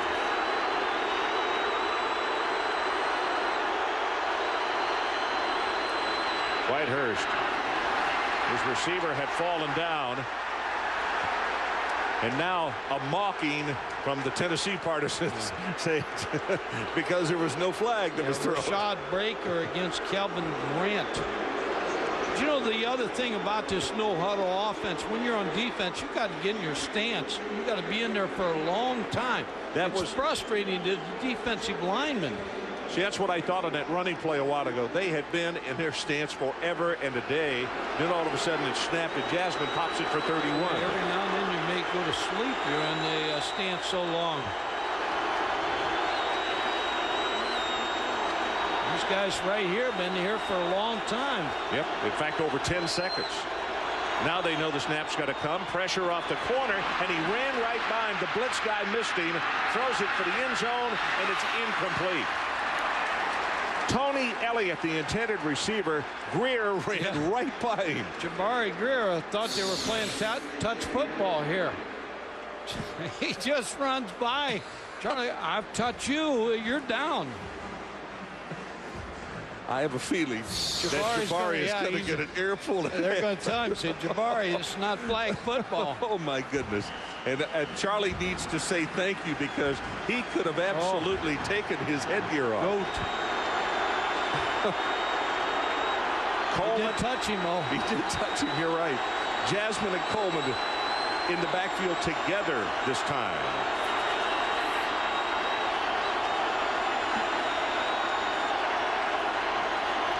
Pressure off the other corner. Zings it over the middle. Has it complete. That's Hamilton. And he'll have a 1st and goal inside the 10-yard line.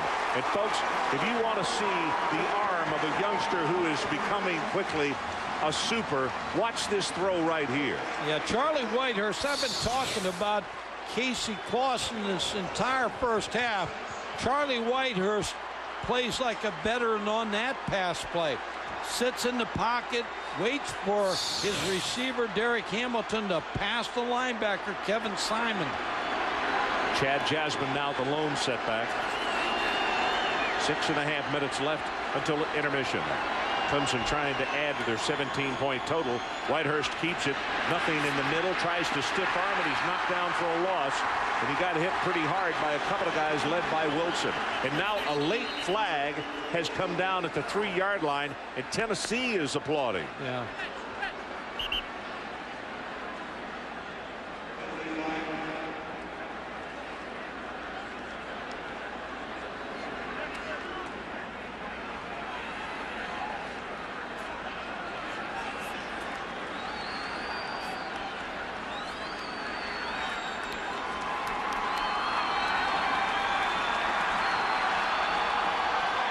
Offsetting dead ball, late hit fouls on Clemson, dead ball, late hit on Tennessee, fouls offset. So Charlie Whitehurst was going to keep this football after faking the fullback, but here comes Jabari Greer on the blitz. All of a sudden he sees him and he tries to go the other way, and Tennessee with a good defensive call on that play. That sometimes you call the quarterback to keep play and don't read the outside, and that's what that was on that play. I'll bet you Jabari wasn't going to just touch him that time. No. 8th play of the drive coming up.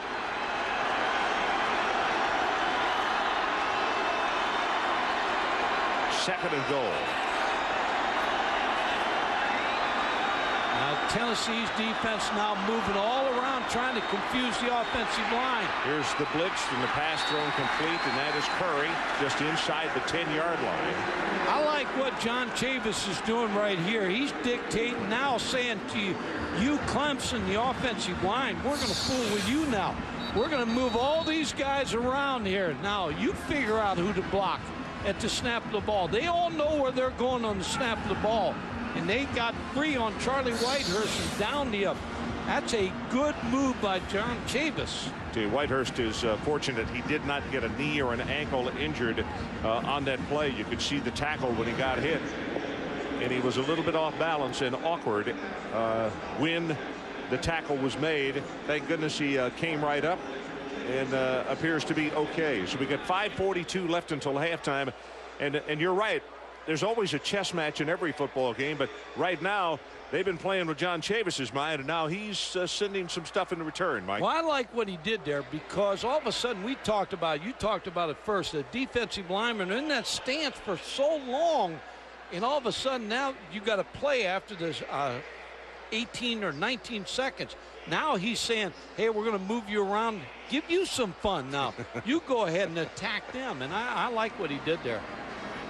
So the situation is 3rd down and goal, and the ball is about, what, the 8-yard line. You know, the red line, there it is right there, just inside the 8.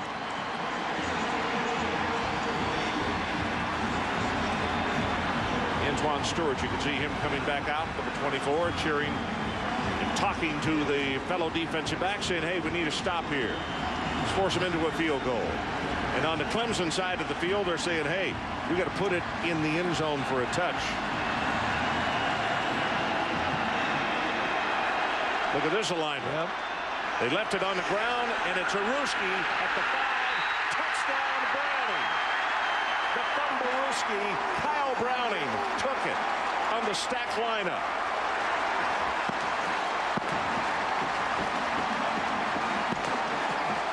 As we take a look at this from the Chick-fil-A fly cam, they just confused Tennessee, puts the ball down. Kyle Browning in the end zone, and that's one you just say, hey, they got us. When you saw the quarterback, Charlie Whitehurst, lined up in like that, what they used to call a quail position. He took the snap and put it on the ground. Aaron Hunt to attempt the extra point. He got it. Well, a very good call again by Tommy Bowden. That's the Sandlot right there as far as that call now. Touch football, and Sandlot is in play here. So let's take a timeout. 5:36 left until halftime. And it took a Ruski to do it. But it's a 10-point margin by Clemson. Right back.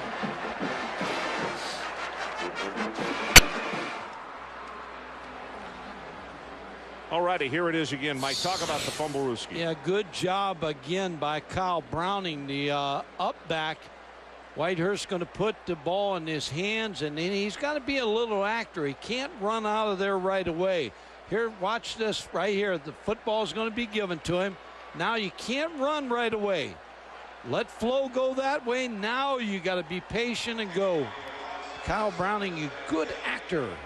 Probably in the acting school. You know, I guess what we should label it, Mike, is another Bowden-Ruski. Yep. Bobby has certainly used it in the course of his career a number of times. A big interference call in that play. Series, yeah, you're exactly right. Here's the kick. Another high one, and this one is very deep here, and not returned. And wise move there with 5:36 showing on the clock. Corey Larkin says, nope, let's don't do the low percentage thing here. I tell you, these two teams, still there's some pushing and shoving there in the end zone. Yeah, if the officials don't get a hold of this, I don't think you could call personal fouls two ways. You got to get the first guy and make that call, and you'll stop this. 9 plays, 80 yards, 2:37 off the clock, and Browning on another. Bowden-Ruski.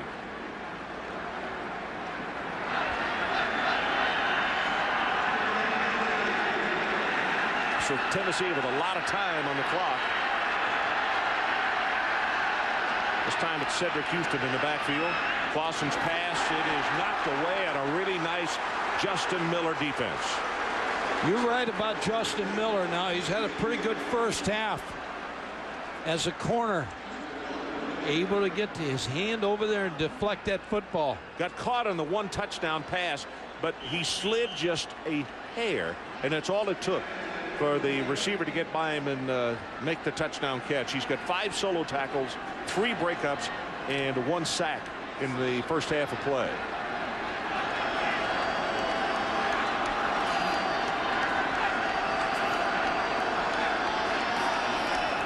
Cedric Houston, little counter play. Got a blocker in front.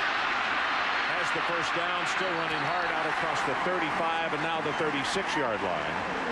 Tackled Jason Swain with a good block on the play. Yeah, that's a mad Cedric Houston right now. He knows he fumbled that football early in that game and gave up a score, and he's been sitting on that sideline just waiting to get back in. I like Cedric Houston as a football player. Hard running back.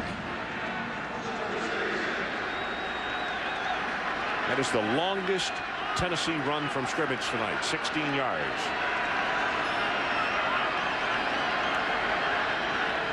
Clausen got the quick pass to Brown, and Tony Brown will be shoved out of bounds around the 46-yard line. That's in the vicinity. I'm sorry, it was Chris Hannon rather than Tony Brown. Beg your pardon. Cedric Houston, Ron, this summer his dad died, grandmother died, aunt died. He's dedicated this season to his father. When we were up there during the regular season, heavy heart, and wants to do the best he can possibly do. So Hannon picks up the first down.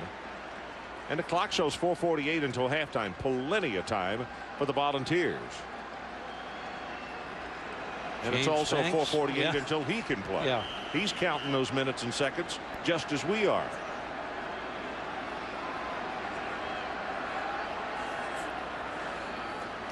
Sampson coming on the blitz. Clausen running for his life, and he slides after a gain. What did they give him? About 7 yards. Ron, the toughest thing for a head coach is to make a move like this, discipline, because James Banks made a mistake. He has to pay for the mistake, but it hurts all his teammates when you do that. And that's the thing you try to get across to players, that it's not only hurting you, it's hurting everybody else around you.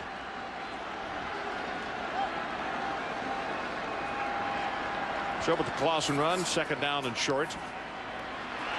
Going to go long. There's a flag. C.J. Phaeton, the intended receiver. Ty Hill, the defender. And now the Tennessee faithful are up, and they're roaring their approval to a pass interference call.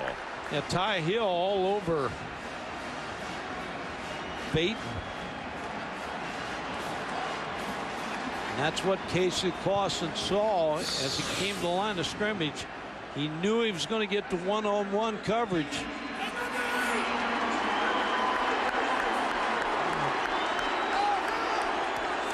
He's got his left arm, and that's what the official sees him on the back of C.J. Phaeton.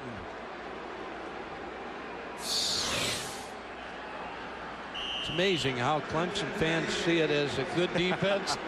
Tennessee fans see it as interference. I'm not so sure what it was. Penalties in the ball game. 3 now against Clemson for 25, 3 for 35 against the Volunteers. Total offense, Tennessee 250, Clemson 230. Clausen, look out for the blitz. Boy, he had to be careful not to drop the ball. It's the 3rd time that the Tigers have gotten to him. He's sent down by Donnell Washington. And the coaches, I got it written in big, bold letters, a force. That's how they term his play. Yeah, you go back from the 33-yard line, take this big sack. This hurts you. Charles Bennett also in the play. Casey had that ball up, trying to get it back down. He came very close to losing it. 2nd down, and I'm not sure we can count this high.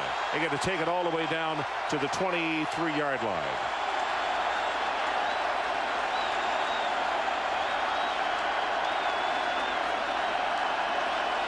Fleming in motion, empty backfield, and they swing it out, and it's tipped at the line of scrimmage and knocked down by Adams.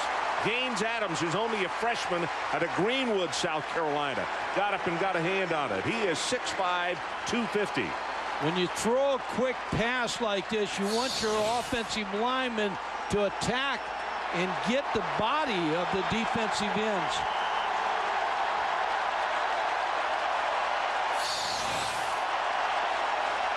Ten-point lead, Clemson over 7th-ranked Tennessee.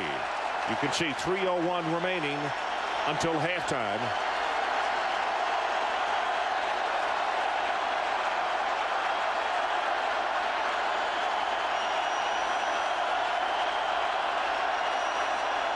Clausen faked the shovel pass and then drilled this one, threw it low, and it's going to be incomplete.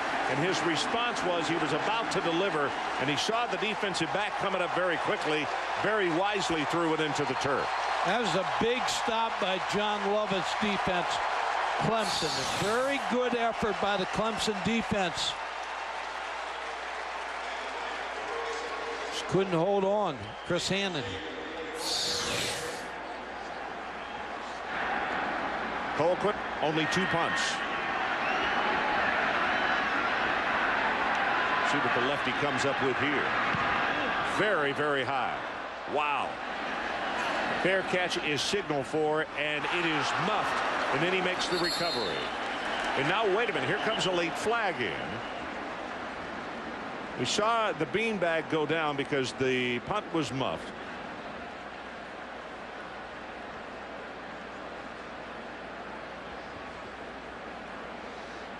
One thing about bowl games, you get to neutral officials. Coaches don't know them. Reese Davis, let's check with you. All right, Ryan, Trev Alberts and Mark May with me on the Dodge Halftime Report. Coming up at the break, we'll give you the very latest on Kansas State quarterback El Roberson's situation. We'll talk about the soap opera that is the Nebraska coaching situation. This is getting good. We got planes on tarmacs. This is good. And I'll tell you about my bowl week best. It could be coach, could be a play. You never know. We'll give you all of that when the Dodge Halftime Report comes up in just a few minutes, Ron. Mike? Okay, thank you. Reese trying to bait us there. I was going to get a hot dog in halftime. Now I'm going to sit here. I'm going to tell you something, guys. I think halftime's a half hour away at the pace of this ball game. You're going to die of starvation before we get to halftime. We're going to trade. They have called interference on the call, and we're going to try to make contact with the red hat downstairs to see exactly why. I know that there is no more halo rule, and you have to allow them to catch the football anyway. We'll go back and find out exactly why Tennessee was penalized. Whitehurst pressure, the ball given off to Coleman, and now here comes a flag from way across field. Justin Harrell making the tackle.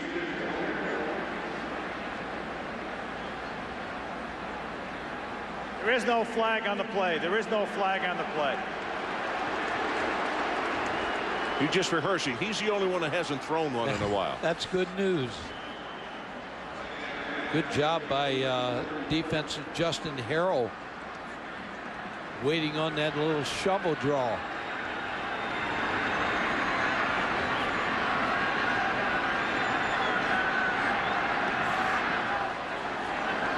So Whitehurst gets the play. And you better hurry here because the play clock is down to 3. Down to 2, and they just got it off. Pressure from the backside, and he swings it out to Coleman. And Coleman's not going to get much. Pushed out of bounds short of the 35. Jabril Wilson is the man who's leading the charge out there. Jabril Wilson from the safety position, leading tackler on this Tennessee team, tied with Kevin Simon, linebacker. Got hurt in the Fresno game early in the year and really come on strong. You know, talking about him, Mike, I recall last year, although they got thrashed, he had 15 tackles in that ball game. He had a really good outing against Maryland last year. 1:56 showing on the clock until halftime. Here comes a blitz, pressure up the middle. Whitehurst gets it away, and he just throws into the deep coverage, and Rashad Baker dropped it. Remember, Tennessee spent their timeouts too, so with a passing game like Tennessee has, a lot of time on the clock. Rashad Baker just lets it go right through his hands. My fault, sorry, Mike. Constantine Ritzman was the man coming with the pressure. Number 6, the senior. He's not going to get a better chance for an interception than that play. Only 9 of his last 12 punts. He has knocked them down inside the 20-yard line. This is not a spiral. Driving kick. Caught it to 23 by Jones. And good coverage by Clemson. He will barely make it over the 25. So 44 on the punt and 5 on the return. Let's take a timeout. 1:40 left until halftime. Clemson by 10. Happy New Year, and thanks for watching the Chick-fil-A Peach Bowl. All of us at Chick-fil-A are excited to help host the Tennessee Volunteers, the Clemson Tigers, and their great fans. There's a lot of orange in the Georgia Dome today. These two great and talented teams, led by outstanding coaches, had strong finishes to their seasons, combining to win 10 of their last 11 games. But today's game is about more than just great college football.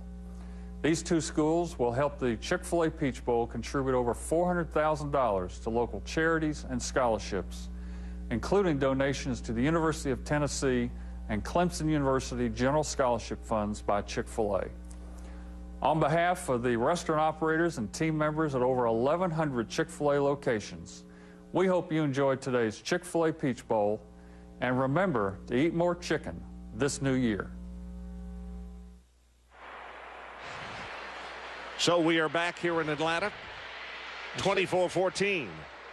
I said I was going for a hot dog. I'm going for a Chick-fil-A chicken. I'm really glad it took you this long to understand why I stared at you. I'm going for that chicken sandwich. Chick-fil-A, my favorite place. And your favorite halftime food too, Mike. That's it. Clausen play action. He's going to go out on top. This one is well overthrown. Looking for C.J. Payton, but the Clemson secondary looking for exactly that.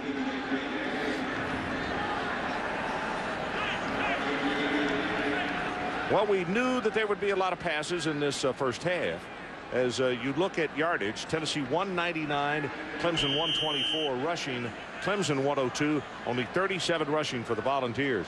Well, guys, we're about 2 minutes from being a 2-hour first half. 45 total passes have been thrown in this first half. Wait for the second half. There's going to be a lot of fireworks. Clausen lobs this one out, and the catch is made. Good for the first down to Cedric Houston, who did a good job of ad-libbing out of the backfield. A good touch by Casey Clausen to get the ball to Cedric. It's out of bounds. Stops the clock. No timeouts for Tennessee. Slides to the right, just a little touch pass. You're right, Cedric Houston did most of that.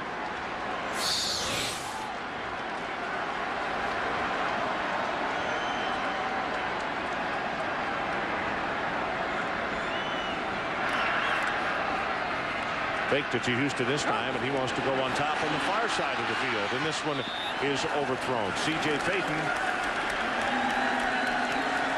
or Hannon, it was the intended receiver. You're going to have to give the defensive backs at halftime a lot of liquid and a lot of oranges. They've been running all over this football field, and that's going to be a big point in the second half. Who wears down is the pass rush and the defensive backs. And then you got a fresh guy coming off the sideline in the second half. You know, Mike, it's very warm in this building because of the huge crowd, and you're exactly right. Could take its toll in the second half. Casey has just hit 2 of his last 7 passes. Swings this one out. And Houston going to be knocked out of bounds as he crosses the 45 by Justin Miller. Charles Bennett with good pressure on the play. Yeah, Charles Bennett listed as the number 3 defensive end. So they're John Lovett trying to get a lot of his younger players in here in the pass rush. You know, it's interesting. Good job by Scott Johnson, our director, of finding those fans are on the Clemson side of the field. Tennessee, I don't think, elected to have them. They don't have any on their side of the field. And it is going to be a warm second half. 3rd down.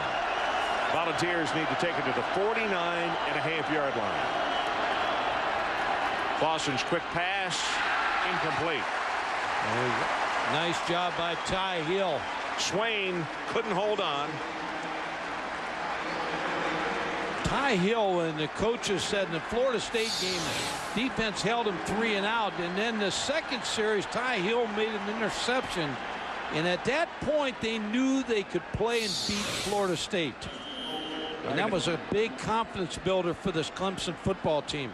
But I hear you get to see Colquitt at his best. He can cook, just hit it full tilt here because he's standing back at his own 30-yard line. But he also is capable of kicking it all the way to the end zone.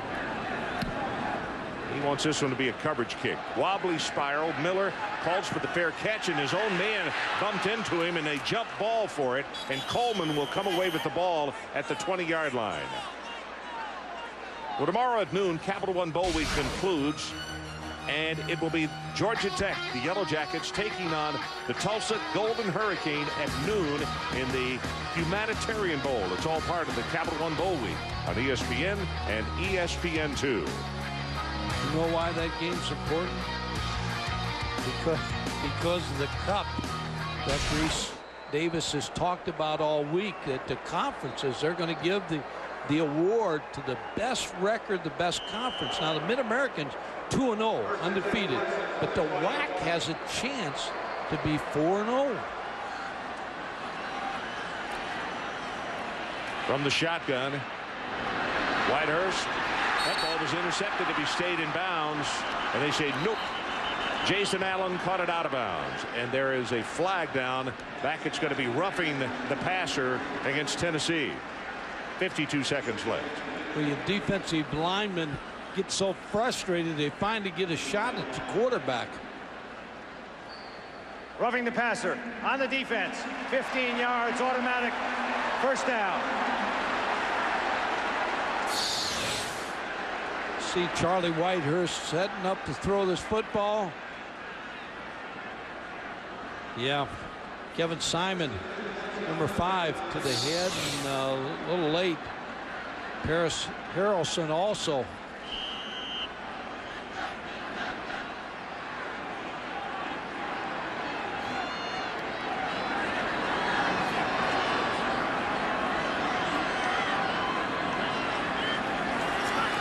Tennessee shows blitz with the safety, and this pass is caught by Kerr.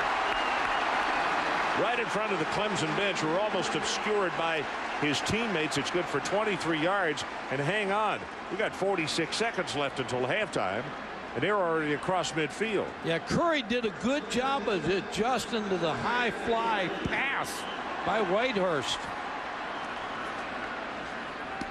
Got this one complete. And finally, Baum steps out of bounds. Where are they going to step him out? They're going to say at the 33-yard line. Charlie Whitehurst, as a veteran quarterback, as a sophomore.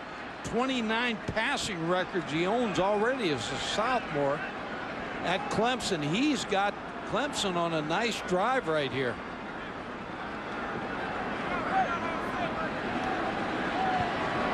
Jim Donnan, the former Georgia coach, went to practice 2 years ago, early in the fall. He told me, he called me, and he said, I saw a quarterback. It's going to be a great player. There he is. Jim Donnan, he's doing the radio. Got that new look glasses look. You got to teach him how to wear that pass, though, Mike. What's wrong with his pass? Look like you've been in a windstorm. And trust me, there's no wind in here.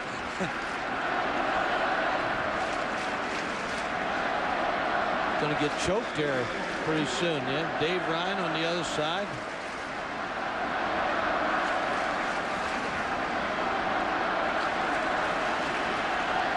Well, they set the ball not quite enough for the first down.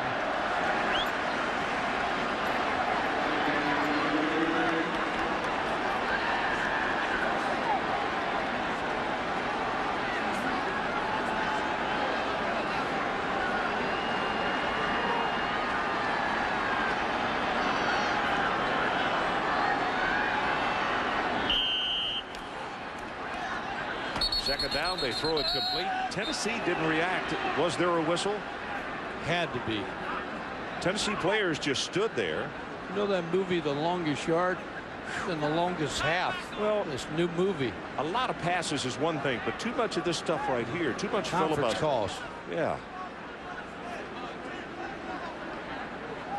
Everybody stopped. There was no play. We need to put 39 seconds back on the clock. 39 seconds. Well, now, why wasn't there a play, Tom? There's no whistle, there's no flag.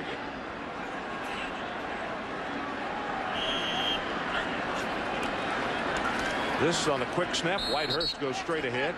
And from where the linesman has come in and marked, there's going to be enough for the first down.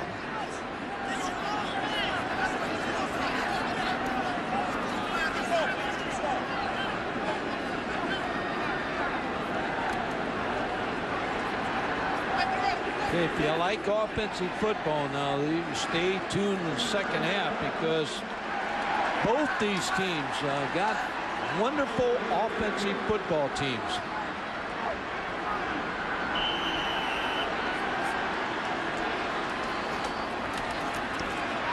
Going to throw to the far sideline.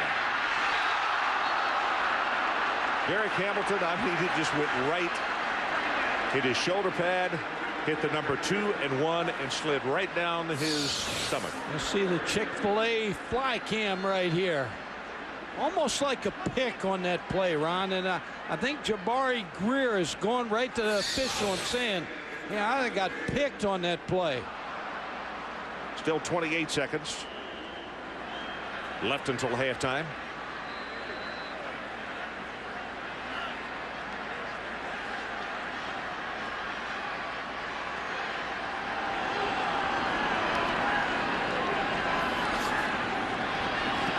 Richmond applying backside pressure. The pass just a little too far. Youngblood couldn't hold on. A good strong arm by the young quarterback. 21 touchdown passes this year coming into this game. 12 interceptions. They said in the Tangerine Bowl last year he just got knocked all around, that big loss they had in that bowl game, and that's when all the offensive linemen and really gained a lot of respect for him because he kept getting back up.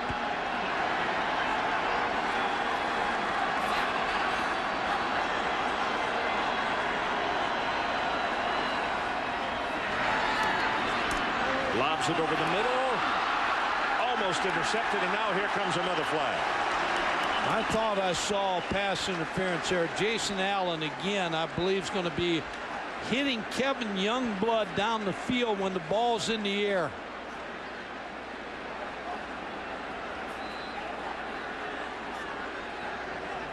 Now they're talking about whether it's catchable or not. There is no flag on the play.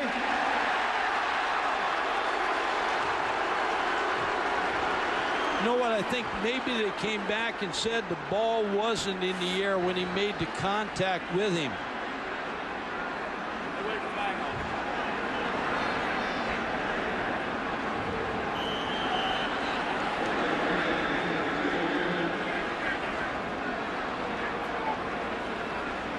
So Aaron Hunt will come on to attempt a field goal. His career longest is 44 yards. Actually, his longest this year, 44. His career long is 48. And this is an attempt of 49. It would be a career high for him. He got under that one way too much.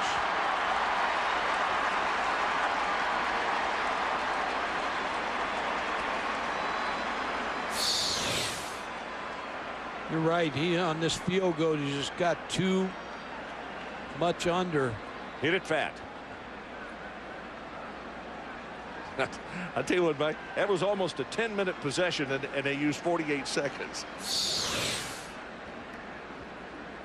13 ticks showing on the clock until halftime.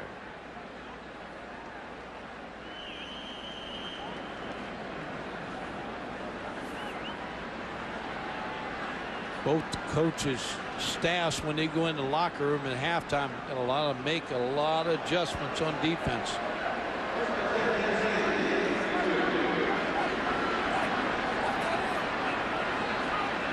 Team in the best shape is going to win this game in the second half. Well, you're right. I mean, this is physically. Yeah, it's turned into a marathon already. Clausen gets it away, and it's complete just across the 50-yard line. Smith is finally going to be tackled inside the 35 of Clemson.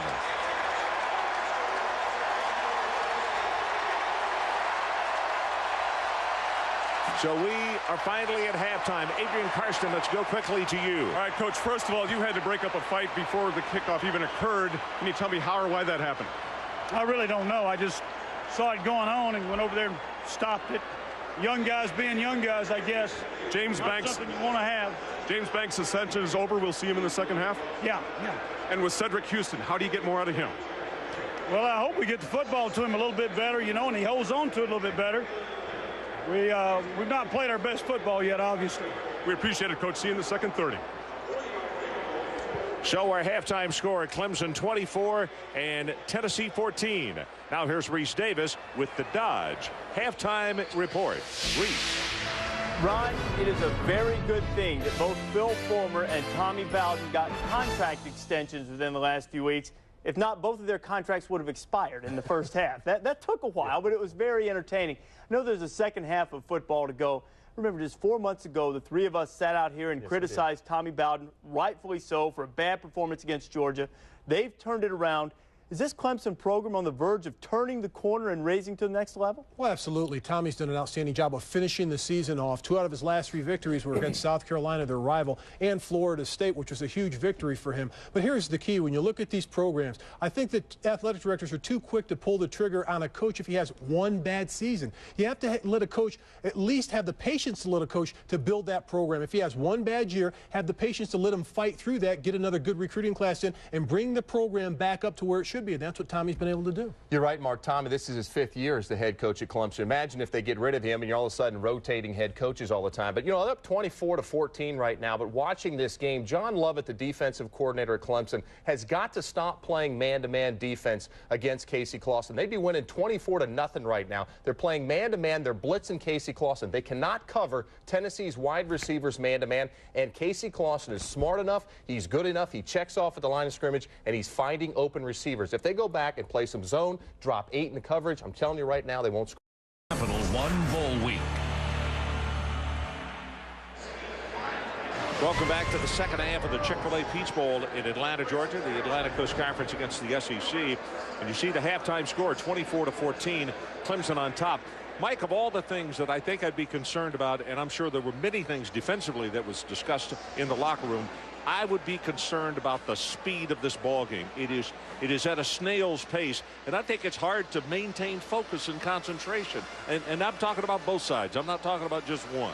No, I agree with you. And I said I think the defensive pass rush and the corners and safeties, whoever wears out is going to the other team's going to win. And I think the biggest thing for Tennessee in the second half is James Banks. Fresh legs coming on this field. I think they can't not play him man coverage like they played these younger receivers in the first half. I think he could get some big plays. Tonight's first half stats brought to you by T. Rowe Price. Big thing, Ron, 37 yards. I felt like that Tennessee could come in here and run this football game. That's a credit to Clemson's defense. Clemson has been able to shut that running game down.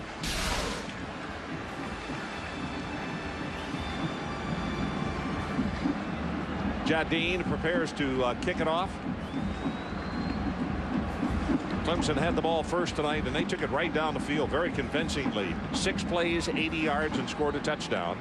And now Dean will kick it off, and it'll be the Volunteers who get the football to open the second half. Larkins again is the deep man, number 23. And a good look at James Banks as he will get an opportunity here in the second half. And I think Mike's point is extremely well taken.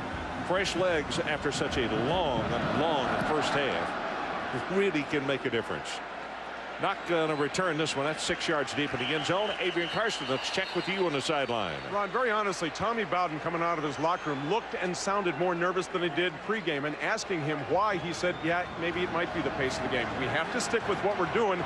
But then, Ron, he reminded me of something called his Indy package, as in Indianapolis 500. You've got half a dozen plays in there. I think the pace speaks for itself. Yes, he's worried about the legs on some of his players. Got to keep doing what we're doing, avoid the sack, but keep control of this game.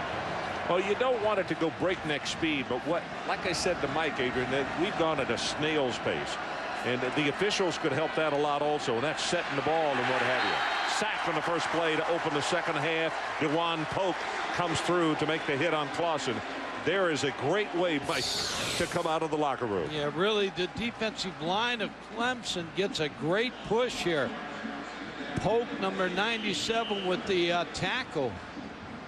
They get up in the face of the quarterback, Casey Clausen. Banks in the game. I started to say you have to wonder if maybe that was going to be his target. Banks at the bottom of your screen.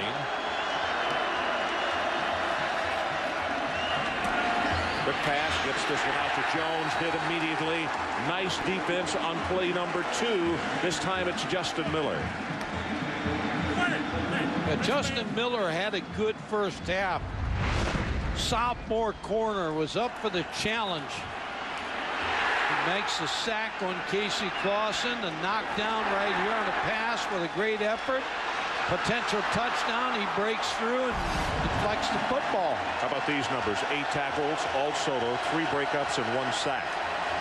That's a great ball game, let alone first half. Actually, one of those has come here in the second half. Clausen waits, far sideline, and Miller had just pushed Banks out of bounds. Very legally done, as it was nice defense. He just kept forcing him until they forced him off the field to play. Yeah, good job.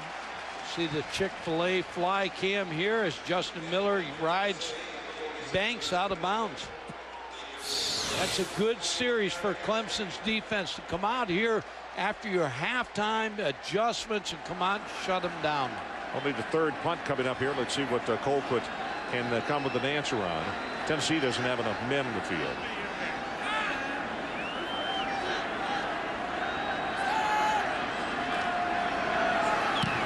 Here's the boot, and this is a beauty. Wobbly spiral very high and caught at the 35-yard line. Hamilton running for his life and finally has to go out of bounds just short of the 35. That's going to be a 49-yard kick.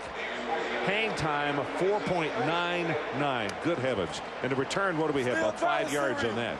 So Colquitt, we talk about, could just take a ball game over, and that right there, he does his defense a heck of a favor punting from that deep. Yeah, it really does. And now Charlie Whitehurst, 13 out of 24, 1 interception, has been pretty well dissecting this Tennessee Volunteer defense. Over the second half with Chad Jasmine as the running back. But they give it to Hamilton. And Hamilton puts a head down. He's going to have a first down. Jabari Greer is there to make the tackle. And I'll tell you what, coming out of the locker room, your defense sacks the quarterback and it gets a 3 and out. And then on first down offensively, you come out and you have a 10+ yard play. I would say you give yourself an A on what you did at halftime and the way you started the 3rd quarter. Well, you're sending the signal that you're going to continue playing this football game at a high pace. And a little shovel back to Jasmine, and not much doing there as Burnett and Simon both combined for the stop. Let's go back and take a look at that Ruski in the first half. Yeah, Kyle Browning, number 28, just going to sit here and wait till the flow goes to the right, and he goes to the left for a touchdown. They call it the Panther player. That is the call that Tommy Bowden has put on it, has labeled it for his Clemson team. But it is of the variety. It is a Ruski. Look at all these receivers looking over there for the signals, too. Quarterback then has to tell the offensive line. All the receivers know the signals. Here comes pressure, flags all over the place. Prior to the snap, false start, offense, 5-yard penalty, 2nd down.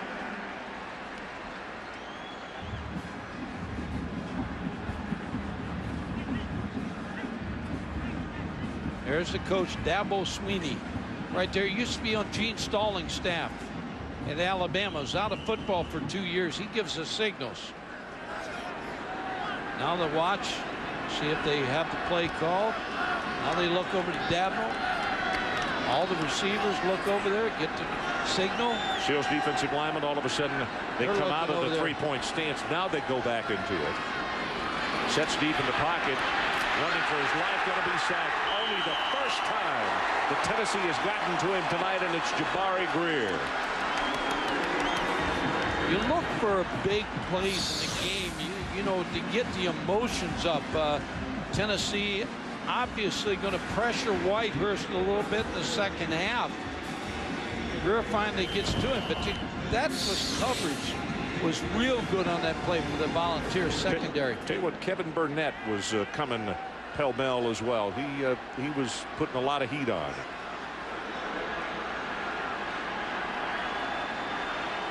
This time they snap it. Steps up, ball is thrown, complete. Oh, what a hit on Youngblood. Youngblood took a shot to the head from Rashad Baker after making the catch.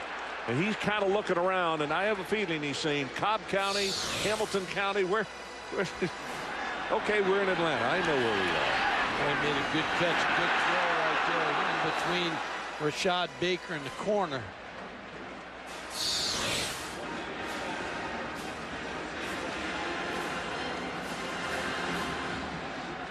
Well, Kevin will get a breather.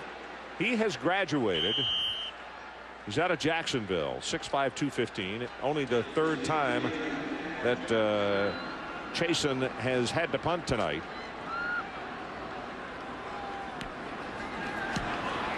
This is a beautiful kick. Driving spiral and bounces high, and it takes a Tennessee roll into the end zone. It's 49 yards in the kick. So we'll take a timeout.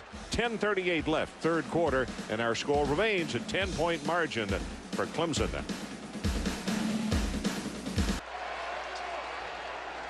So now Tennessee goes on offense for the second time in the second half.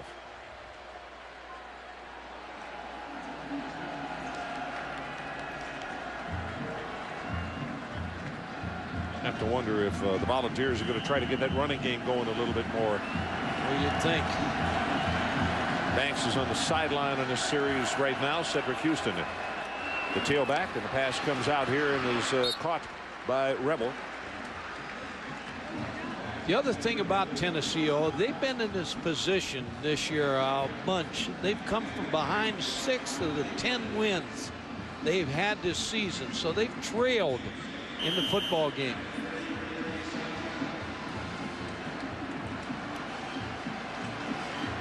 I'm sure that man likes the fact that they have been able to come from behind, but he wishes they wouldn't do it quite so often. Wow. Your stomach can only stand so many of those kind of juices. Here's Houston. Vaughn comes up to make the tackle on him, and boy, again, Mike, well, let's see, it's going to move the chains, but that Clemson defense has been very, very stubborn to run on. They have the front, Vaughn, Donnell Washington, Polk, and Maurice Fountain. John Lovett's got a nice plan here against Tennessee's running game. And majority of that rushing yardage by Clemson has been when Tennessee went to a 6 defensive back package and they busted up the middle on them. Only had one linebacker in the ball game. And they show blitz off the corner, and they come with it. Pass complete to Swain, and he'll go for about 6 yards. Travis Pugh comes over to make the tackle on him. Got to be patient, and that's what Casey Clausen's doing right now. Sees the blitz coming, the outside. Eric Sampson, the linebacker's coming. They just throw the quick hitch to Jason Swain on the outside. I tell you, they have sent Eric Sampson a lot on the blitz tonight.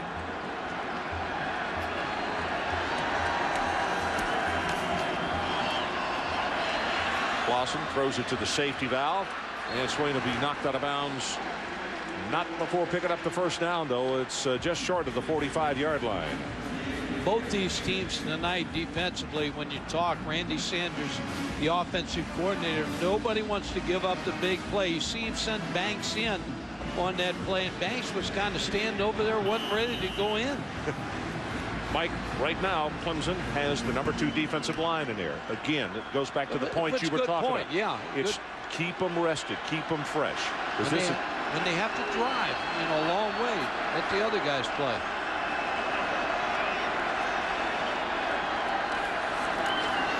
They stay at home. They rush 4.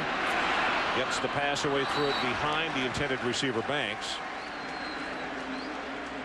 The other thing I see in Banks right now is he's not ready to play.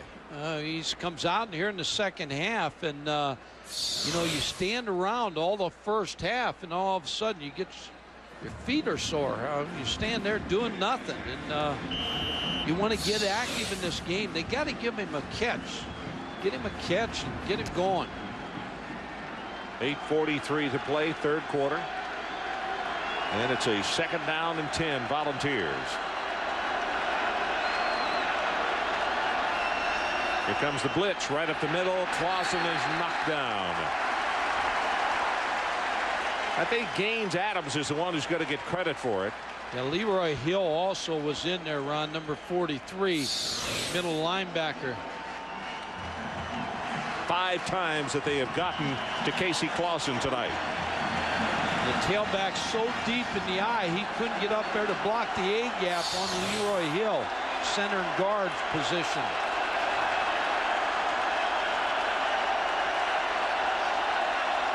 That ties a season high, by the way. 5 sacks given up by the Volunteers in one ball game.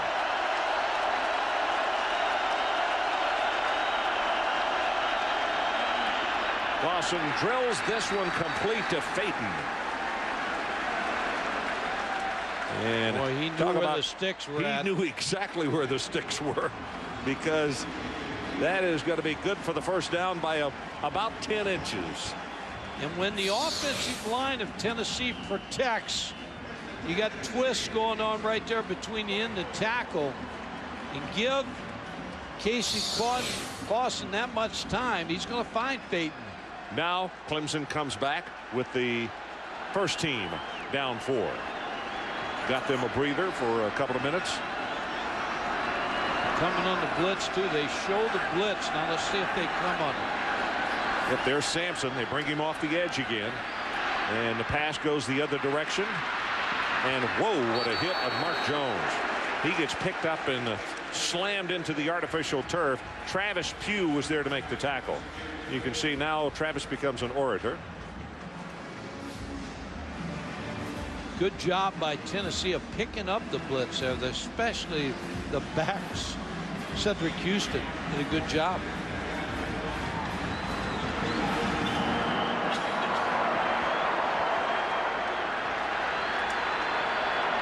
Second down and short. Almost a down to play with here. Yeah, but they go with a run. Houston ran over his own blocker. Fleming, I beg your pardon, ran over his own blocker and then banged it back up into the hole. And he'll have enough for the first down. As you can see, the yellow line. Hardest yard and a half he had. He was all over the place here. Gets in Sean Young, number 66. He's looking like he's just trying to find a little seam. Hey, Sean weighs 310, and he bounced him around pretty good, didn't he?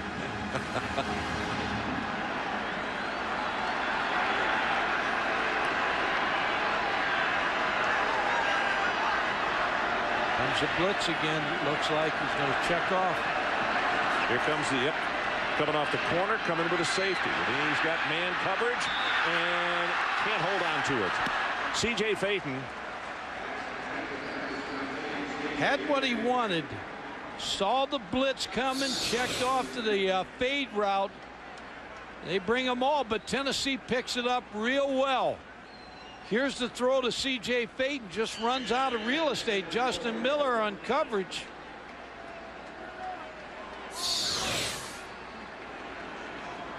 And, Tennessee would like to have that play over again because they had exactly what they wanted. Yep, they created exactly what they wanted and needed. You could see how many plays and how many yards.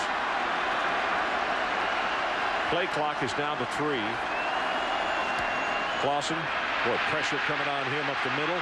Gets it back to the safety valve man, caught by Phaeton, and Phaeton was one tackler from breaking that for a touch.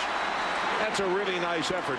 Francis is the one who had the short tackle and saved it. Every Tennessee fan was holding their breath though, because Ty Hill had a chance for this interception, because all of a sudden he's moving, he's on the run, he throws that football, and Ty Hill broke right on the route.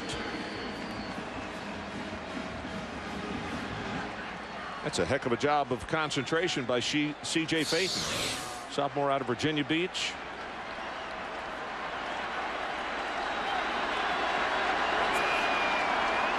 Big first down there.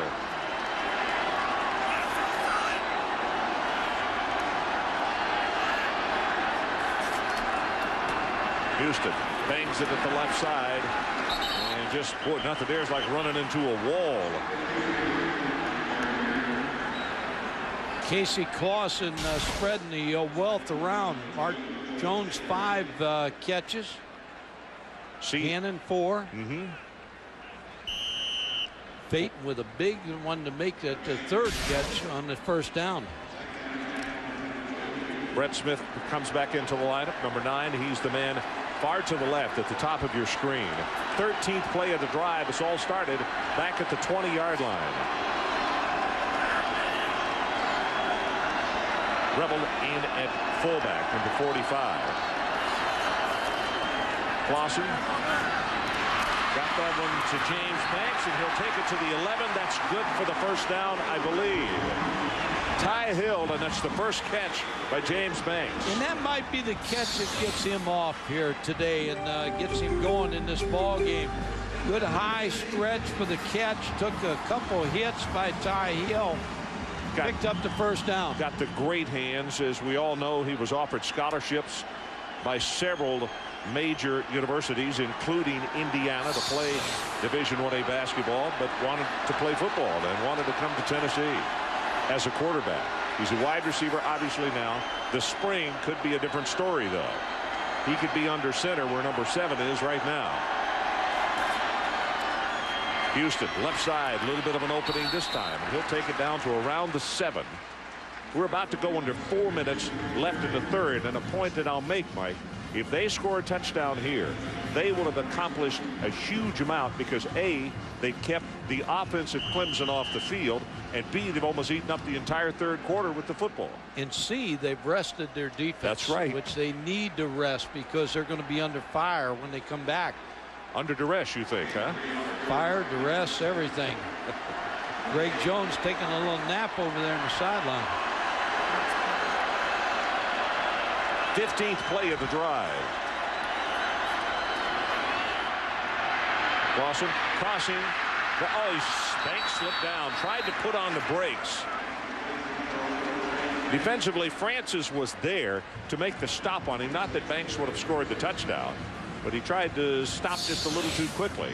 Talked about James Banks being a great athlete. In the spring, he wants to go back to quarterback, but talking to Randy Sanders, he said, you know, they think James Banks can be an NFL wide receiver if he'll stay out there. Tell you what, Francis is fortunate. He used the top of his headgear. He's fortunate he didn't get a personal foul on that tackle right there. A nice quarterback draw play here.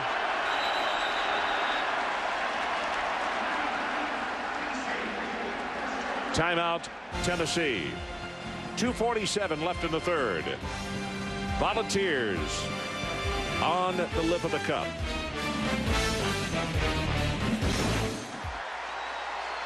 Aaron Grifford enjoying the ball game tonight. She got her camera handy there. Third down. They need to take it to the 1-yard line. 16th play of the drive. And Mike, this is the longest drive as far as number of plays by Tennessee this season. The second longest for time consumed.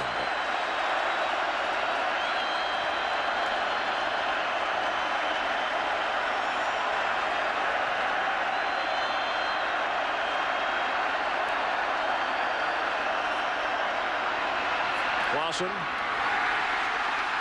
Incomplete. They say he tracked it. Mark Jones.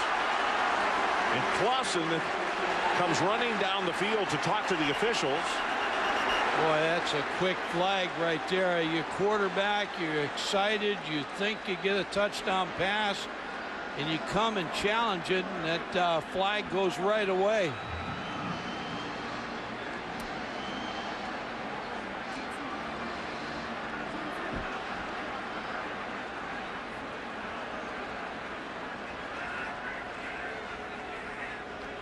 I don't like the call, Ron. I'll tell you why. I've been around Casey Clausen a long time. He was a competitor, and all he did was challenge the call. And unless he bumped into the official, which I didn't see, can't tell if he got it or not.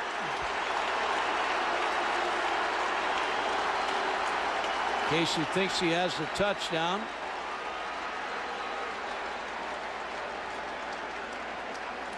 I don't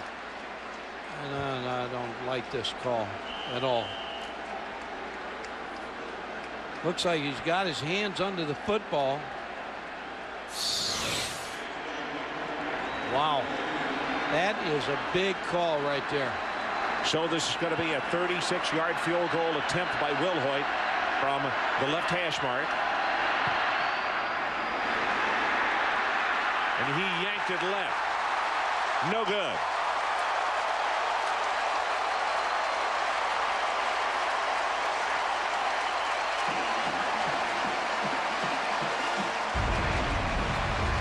So as we go to break, take one more look at Wilhoit.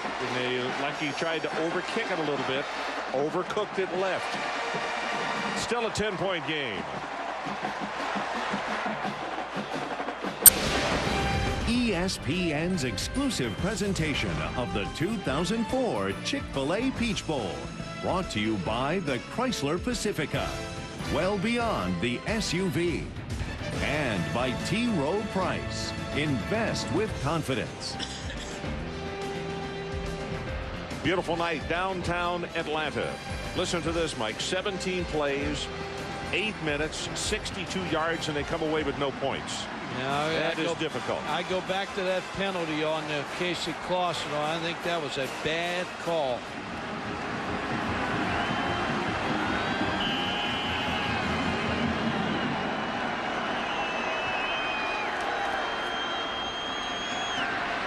Looking to shovel the ball and just throws this one away. Adrian Karsten, let's check on the sideline with you. I was about 3 feet from the call when the back judge made the incomplete call. Casey Clausen, anticipating there was a touchdown, obviously raced to the end zone and was flagged for unsportsmanlike, dead ball, unsportsmanlike penalty. He did not make contact. He just told the official what he thought about him and the call. Adrian, was there profanity used? Could you tell? Yes, sir, there was. Well, then I stand corrected.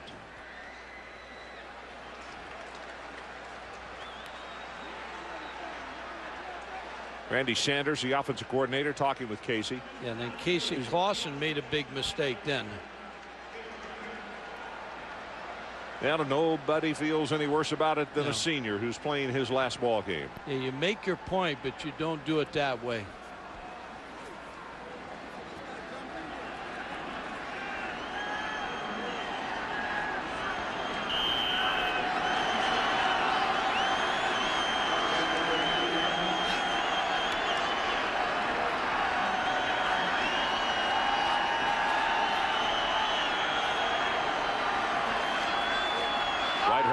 Quick shot. It is almost picked off. Wow. Baker with great anticipation, and that ball was thrown high and hot. Yeah. And Greer was coming with the blitz. Yeah, Greer put some pressure on. And Rashad Baker has a shot at this one. He took his eyes right to that football.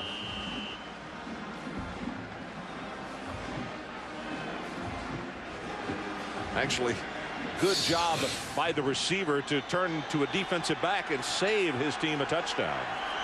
Coleman and Jasmine both in the backfield now.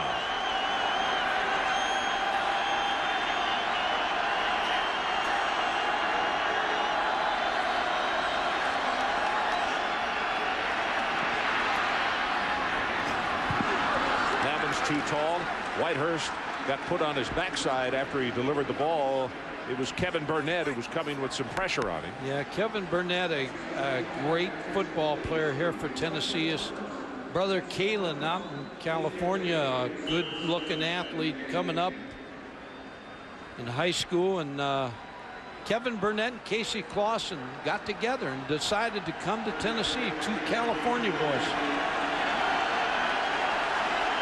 It's now third down, and the line to make is out at the 30. And the Tennessee defense now in the Tennessee waltz.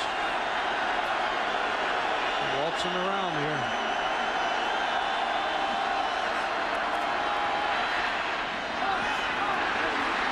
In and out of the hands of Youngblood. Ron, can you throw it any better? Charlie Whitehurst puts great touch on that football to Youngblood. Under pressure.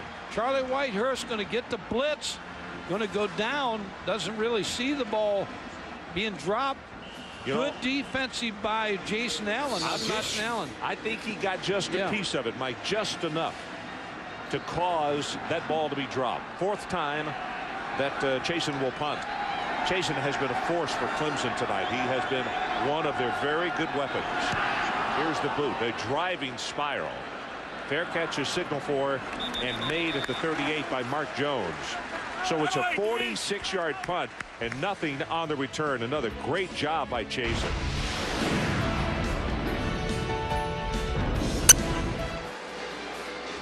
Well, before the game tonight, Steve Robinson, Executive Vice President, presented both schools with a $30,000 scholarship check. Dr. John Shoemaker accepting for the Vols, and James F. Barker, the Clemson president, accepting for the Tigers. Chick-fil-A. Yeah, I was going to say, Ron, Chick-fil-A does a lot for charities. And the cows are always present. With those signs saying, eat more chicken. Jabari Davis checks into the lineup. He's a tailback, but they'll go with the end around, and here comes Banks. Banks under pressure, and hello, Leroy Hill. Hey, Mike, I can see why they put All-Star around his name as far as looking at the future, and you might as well say present as well. Leroy has such great instincts. He is around the football. Yeah, 133 tackles coming into this game, 25 for losses. Yeah, that's second in the nation as far as tackles for losses. Leroy does it all. Well, they have a big emphasis on impact player, and there's a great example of why. Tennessee gets the ball back. They get a stop. They got a huge momentum swing going, and now they got second down and very long. Pass thrown complete with a good reaction, and Swain is hit by guess who? 43, Leroy Hill, now was out in the right flat, making the tackle. There's a song about him, bad Leroy Hill. Probably not.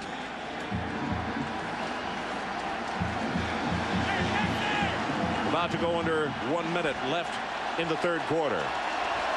Clemson still on top by 10. Tennessee's offense has not been able to get on track. And they're trying a little bit of everything. Got to take it to the 50 if they're going to hold on to the football. And the Clemson secondary is backed off 15 yards. Clausen under heavy pressure. And now he's got a man wide open and is caught by Tinsley. And now here comes a flag. Did he step out of bounds? Yeah, they knocked the receiver out of bounds.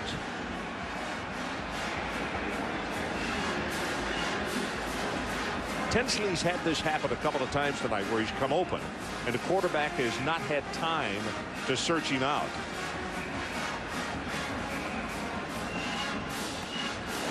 Illegal touching.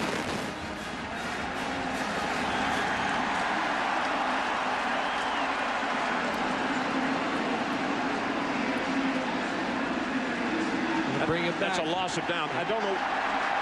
We lost his microphone.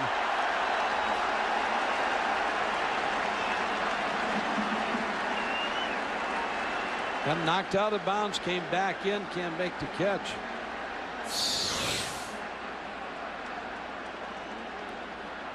On the bottom of the screen right here.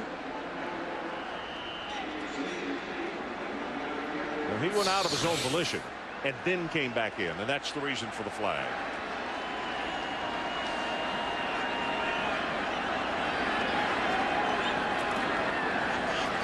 Colquitt's kick. Spiral's not going to turn over.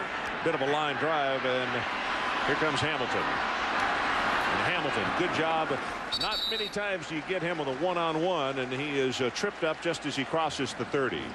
For tomorrow, catch NCAA basketball. The Temple Owls take on Gracie Wright and the Indiana Hoosiers at noon on ESPN2. Then at 7:30 Eastern on ESPN, SMU battles Oklahoma State. All coming up tomorrow on ESPN.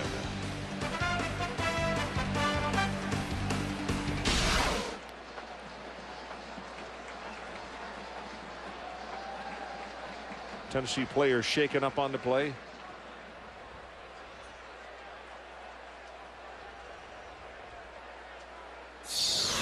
Might be Cedric Houston. Yep. There, he's getting blocked.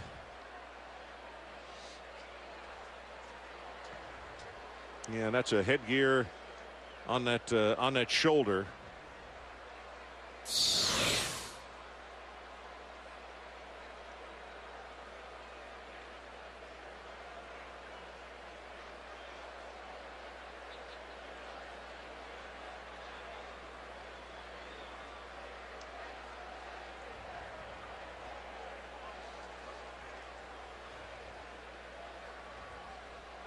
And now a timeout has been taken with 7 seconds left in the third.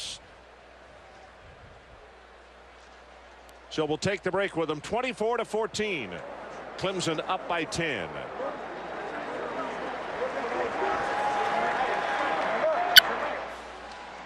Houston left the field under his own power, which is very good, of course. So the Volunteer fans can breathe a little easier. Probably the last play of the third quarter, unless we have an incompletion.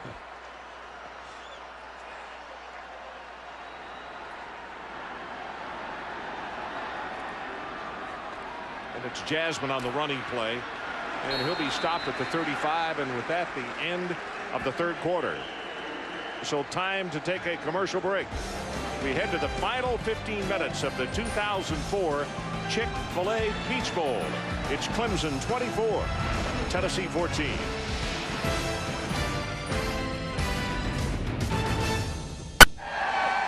Coming up next on ESPN, a Big East, Big 12 matchup between the Villanova Wildcats and the Kansas Jayhawks. And we'll take those of you in Philadelphia and Kansas out to that game in time for the opening tip. And we'll keep you up to date on the conclusion of our game here in Atlanta at the Chick-fil-A Peach Bowl. So for those of you who are standing by to see basketball, do not fret. We'll get you out there in time for tip-off.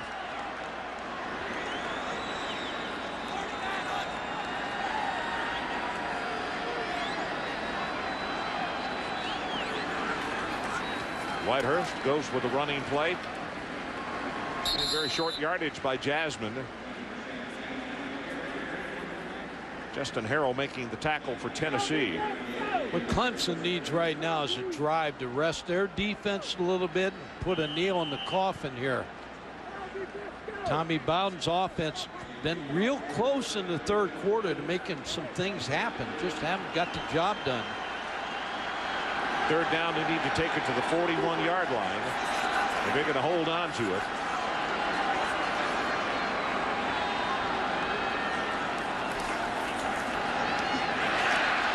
Caught by Hamilton. And Hamilton will have the first down at the 47. Reese Davis, let's check in with you.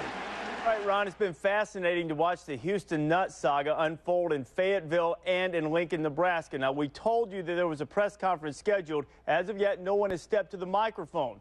Lincoln Journal-Star, the Nebraska beat writer there, Steve Sipple, told our Trev Alberts that Nebraska had upped the ante to the Arkansas coach to $2.5 million to try to get him to reconsider. And we still haven't heard from Houston Nutt or Frank Broyles, so we still don't know whether Houston Nutt's going to stay at Arkansas or go to Nebraska, guys. Well, Reese, I have a feeling if he's not on the plane right now, we need to check his head and his temperature. $2.5 million.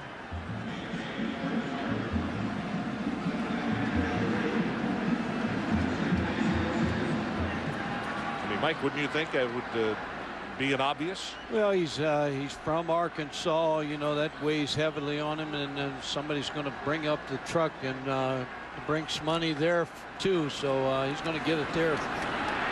Maybe not get $2.5 million, but he's going to still get a big bundle. Richmond will step up to make the tackle on Coleman here.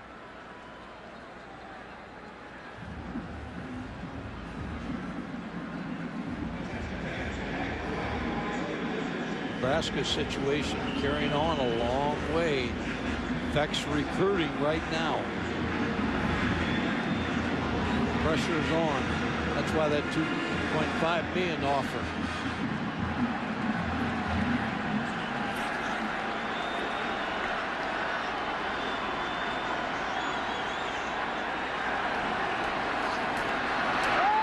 Whitehurst, and he threw the ball behind him, and I'll tell you, he got decked after he threw the ball as Wilson was coming in on him pretty strong. Well, I tell you, referee just missed a call there on Dwayne Coleman. Not consistent today in the calls.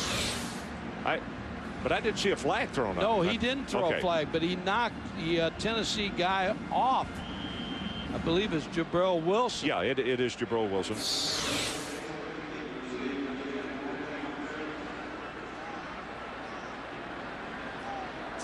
Mark Jones is the deep man, is chasing with his 5th punt of the night. Wobbly, hanging spiral, and the fair catch is made at the 16-yard line. Well, for those of you tuning in to see the Wildcats and the Jayhawks, that game is coming up next here on ESPN. Viewers in Philadelphia and Kansas are going to take you out to that game in a few moments in time for the opening tip, and then we'll keep you up to date on the conclusion of the Chick-fil-A Peach Bowl. Coming up is Villanova at Kansas. Mike, I'll be in Boulder on Monday evening to do the Kansas Jayhawks in the first big Monday game as they take on Big Mr. Harrison and company and the Colorado Buffaloes for their 5 returners, starters from last year. And Colorado got them last year up in Boulder. But Kansas got some work to take care of up east before they head west. Well, you got some work to do, too. You got to go to New Orleans first.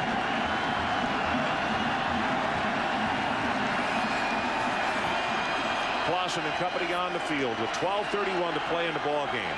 Fleming, the lone setback. Clausen dumps it off, safety valve to Fleming. It's a good open field tackle hit by Leroy Hill, and he'll stop him at the 20-yard line, so it's a gain of 4. Hey, Ron, I want to say hello to Joe and Ann Stoken. They're in Pittsburgh, Pennsylvania today watching this game. Their son, Gary Stoken, does a great job of running this bowl game, Chick-fil-A Peach Bowl.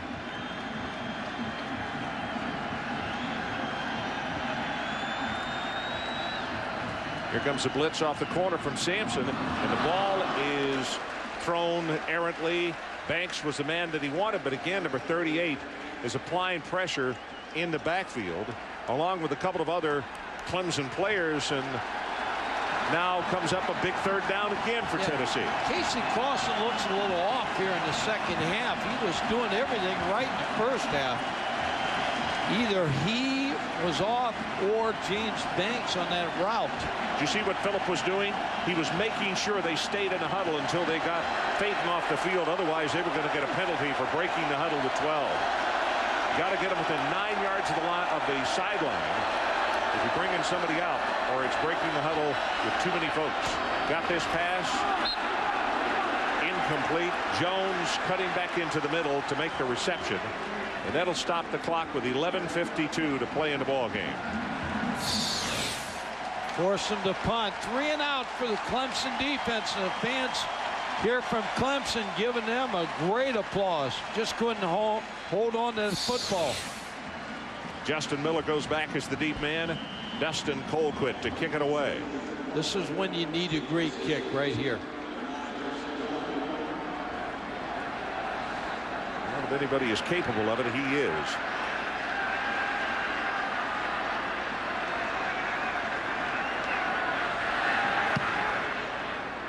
Spiral's not going to turn over, though. Point stays up, takes a high bounce, and goes out of bounds. Let's see, they're going to spot it out at the 43.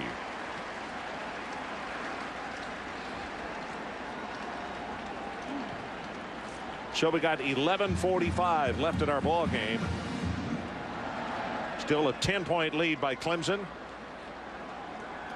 And right now, for those of you in the Philadelphia and Kansas areas, we are going to take you out for the tip of our game between Kansas and the Wildcats. We will, of course, keep you up to date on the finish of this game here at the Chick-fil-A Peach Bowl.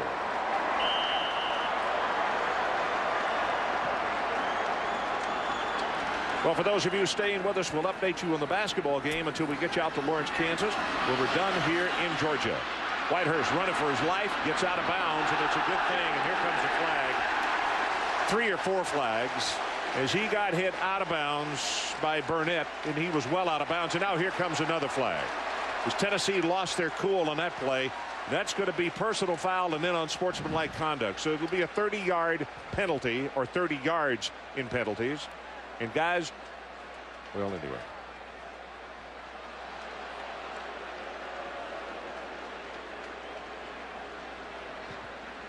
Mark it off.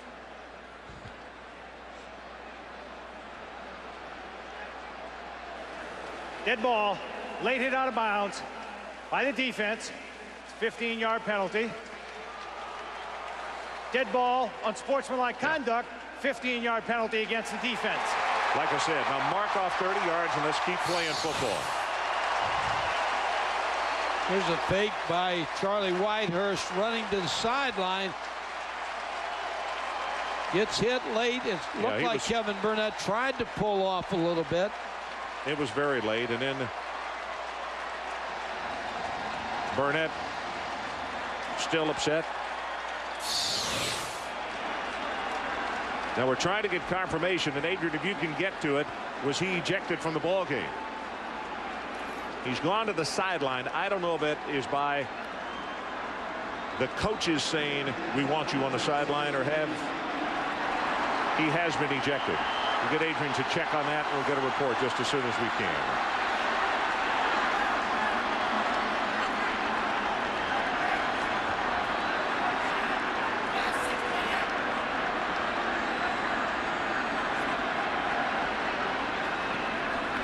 Blitz comes up the middle. Pass out in the flat. Got wide open is Coleman. Coleman tries to juke his man and pick up another 4 yards. It's good for the first down. And it'll be first down just outside the 11-yard line. Stewart finally made the tackle, but they found a huge hole in that defense. Yeah, great call right here by Michael O'Kane. Brad Scott just getting the ball out of the backfield to Coleman. Tennessee right now is unraveling.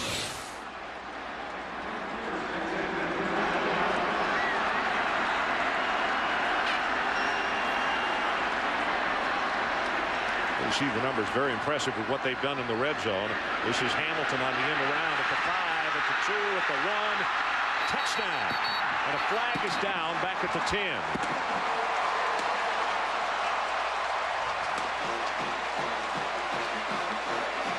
Holding called against Clemson.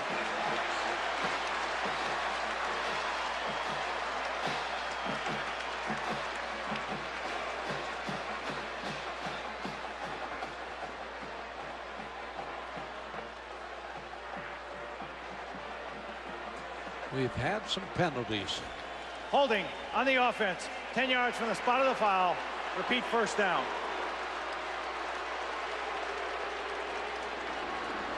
William Henry, the tackle, number 70, is going to get called for the hold. Yeah. A great effort by Derek Hamilton. It really was.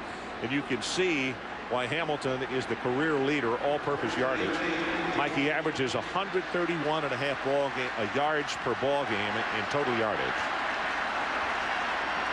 Now he's something. He's worth the price of admission just to see him handle the football. Chad Jasmine checks into the backfield at tailback. And they give it to him right at the middle, just not much there. And that's Ritzman who came up to make the tackle. Adrian Carson, let's check with you on that situation a moment ago. Yes, Ron, not to correct you, but I'm told by Todd Reese, the line judge, it was just one unsportsmanlike penalty. So he has not been ejected from this game. Okay, yeah, I mean, we understood that the first was a personal foul and the other was an unsportsmanlike. But we were just making sure as he went racing to the sideline that that was not the case, and he has not been ejected. Whitehurst looks for the end zone, and he almost got that one picked off. He tried to float it just off the field of play, and now here comes a flag down at the 32-yard line. They got a roughing the passer against Paris Harrelson.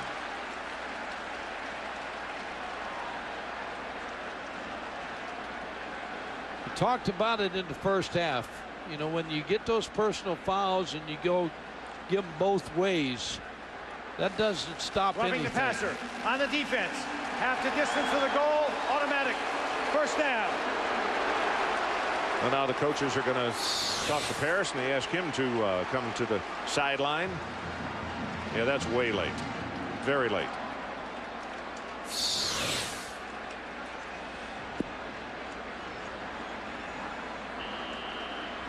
Lost their cool.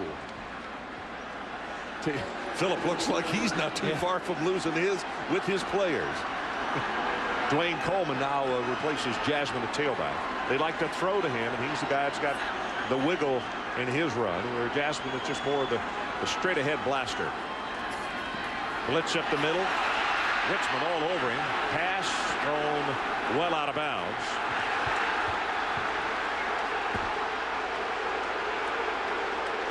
John Chavis over the sideline. He saw a holding, and he's asking for the holding call on Richmond.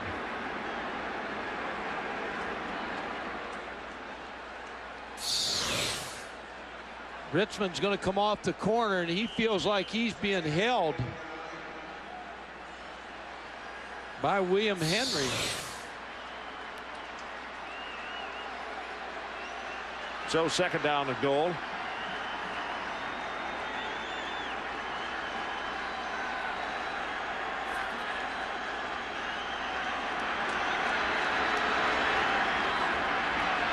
Pressure from the other corner in the end zone. Caught it, but he caught it too deep in the end zone. Incomplete.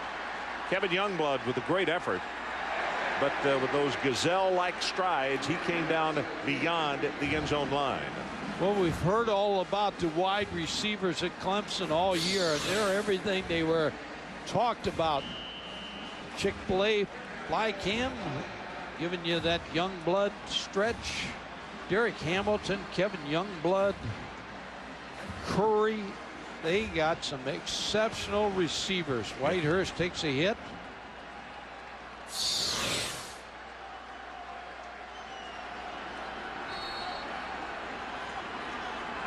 You know, they're going to run the clock down here to 3 seconds on the play clock, and then they will call a timeout.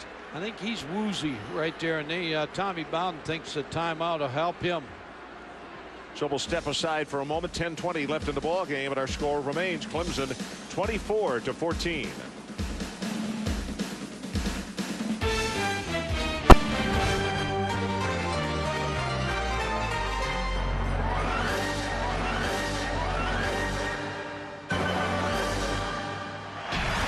So we are back, and here's a reminder. No comment. The Jayhawks have gone up 11-8 in that ball game out in Lawrence. We'll get you there. The markets that did not leave the ball game as soon as this one is over. That pass is thrown complete. Youngblood, and he is going to be stopped at about the 2-yard line by Jason Mitchell.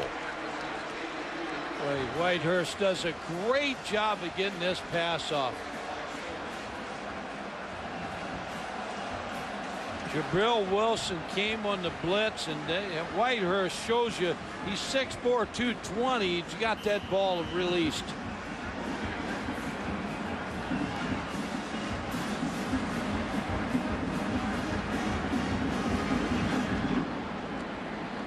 Aaron Hunt, 1 of 2, made one from 23. He missed one from 49. And this one is going to be a 20-yard attempt.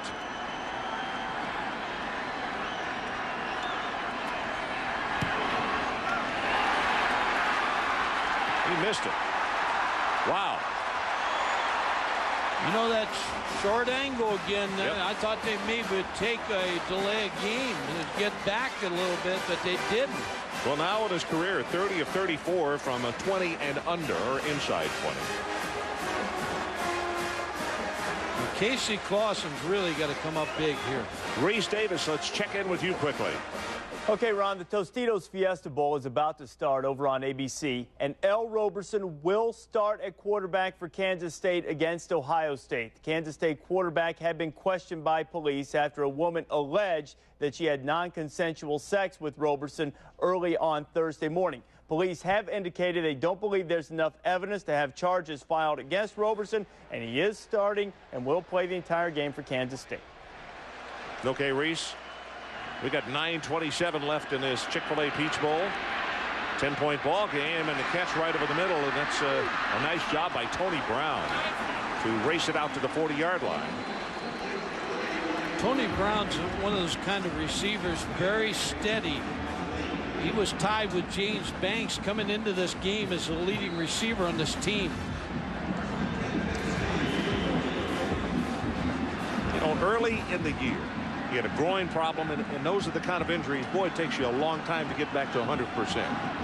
He's very consistent. He's got 4 catches tonight, 39 yards.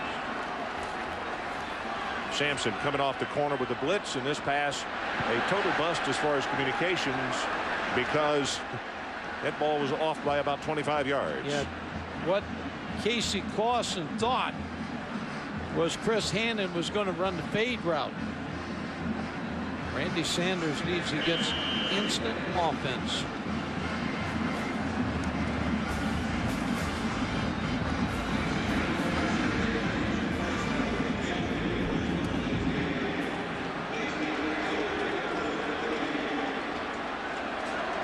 Nine minutes left in our ball game.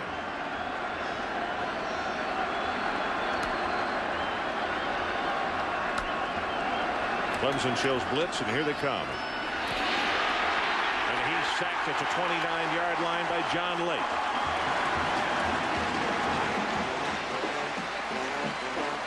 Casey Clausen saw the blitz coming, just did not get rid of the football. Starts to dance around, and then now you don't have time.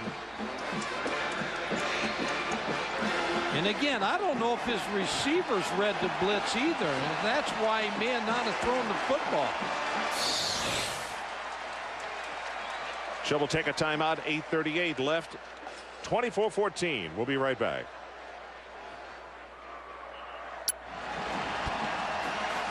So we're back 24-14. A lot of penalties and a lot of passes in this ball game, and some people have just kind of decided to relax.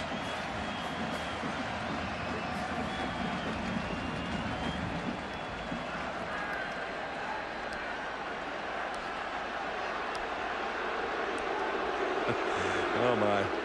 Yes. Yeah, some all-star team or something being introduced in the end zone during the timeout, and the fans realizing that we're just on the edge of a 4-hour ball game. A few boos out of the crowd. They want to see football. They want to see some people run up and down the field.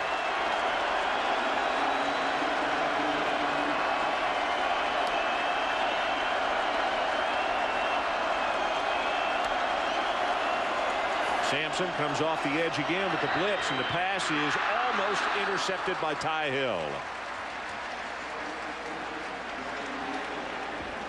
John Lovett, his defensive plan here in the second half, the adjustments, they have come to play. Fly cam, we're going to look at that too.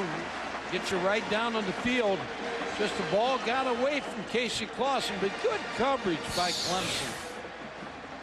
This Clemson football team's impressive. Colquitt with his 7th punt of the night. And of course that means Hamilton at the other end. Giant spiral. And makes the catch and then dropped it out of bounds, muffed it out of bounds at the 20-yard line. The attendance tonight, and it is a Georgia Dome record. 75,125, and you see the 2 Super Bowls well underneath this in the 2003 SEC championship game. Largest crowd for a sporting event here. They did a good job here. Tennessee fans among those 75,000 want to get something happening here. Clemson, Ron, next year will go in the season ranked in the top 15, 20 teams in the country. They'll return 56 Letterman next year. Young football team. So, Mike, we had the asterisk by that, saying that it's the largest for a sporting event in the building. As this ball is thrown complete to Ben Hall, the tight end. There's the 3rd reception of the year by Ben. And I do need to make one point. I don't mean to interrupt you. No, go ahead. Billy Graham drew over 78,000, so that's the reason you have to put an asterisk by it and say for a sporting event. But Billy Graham with 78,000. Well, Billy Graham should be 78,000. Yeah. It should be more than this.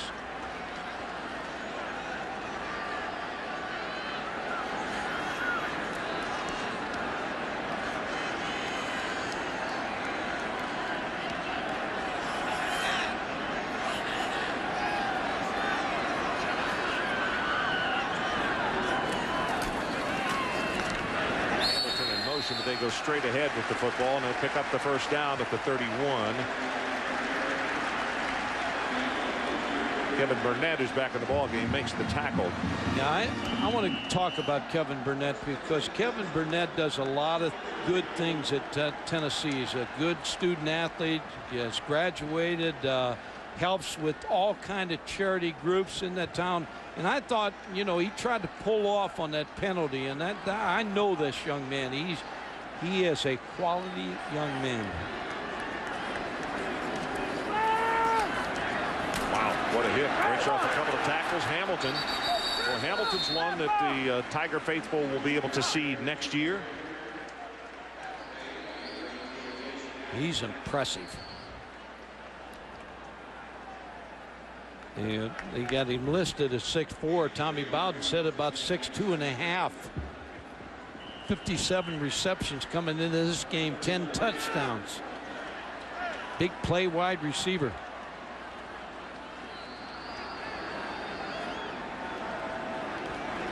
Clock about to hit 6.5 minutes left in the ball game.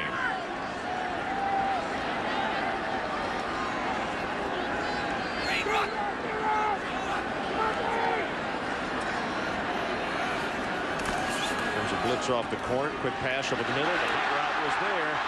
And that's Bam who will take it to midfield. Gain of 16.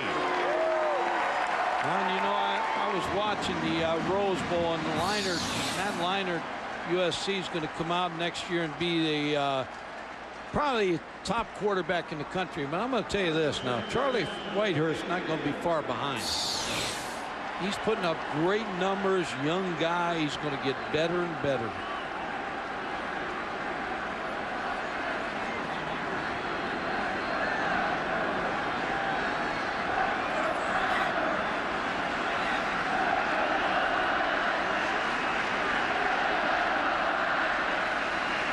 Whitehurst, quarterback draw.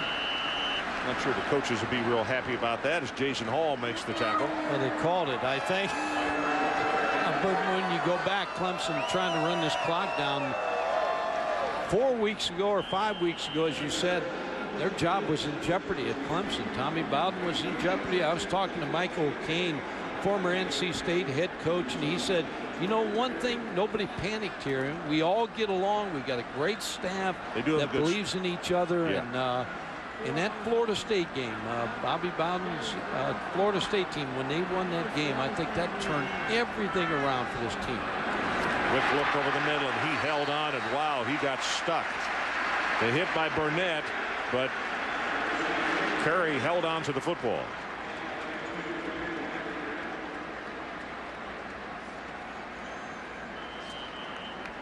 Well, I was very happy to see that Tommy not only got off the hot seat, but was given an extension in his contract because he is a really good Christian human being that, you know, college football, if you're running people like that out of the game, then I'm sorry, we need to check the direction that this sport is going in.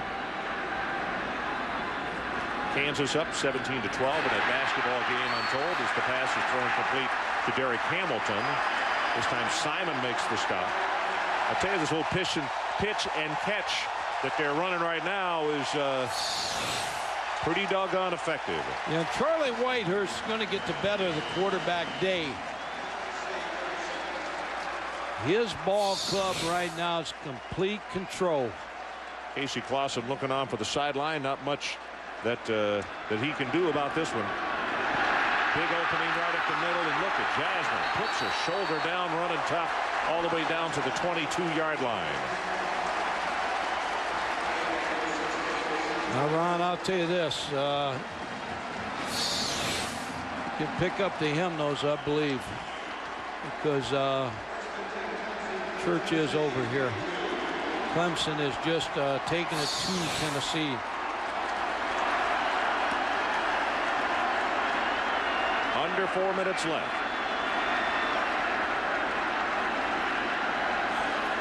Jasmine now 117 yards, and look at that average, almost 10 yards per try. Running tough on this one, going to have about 8 more yards.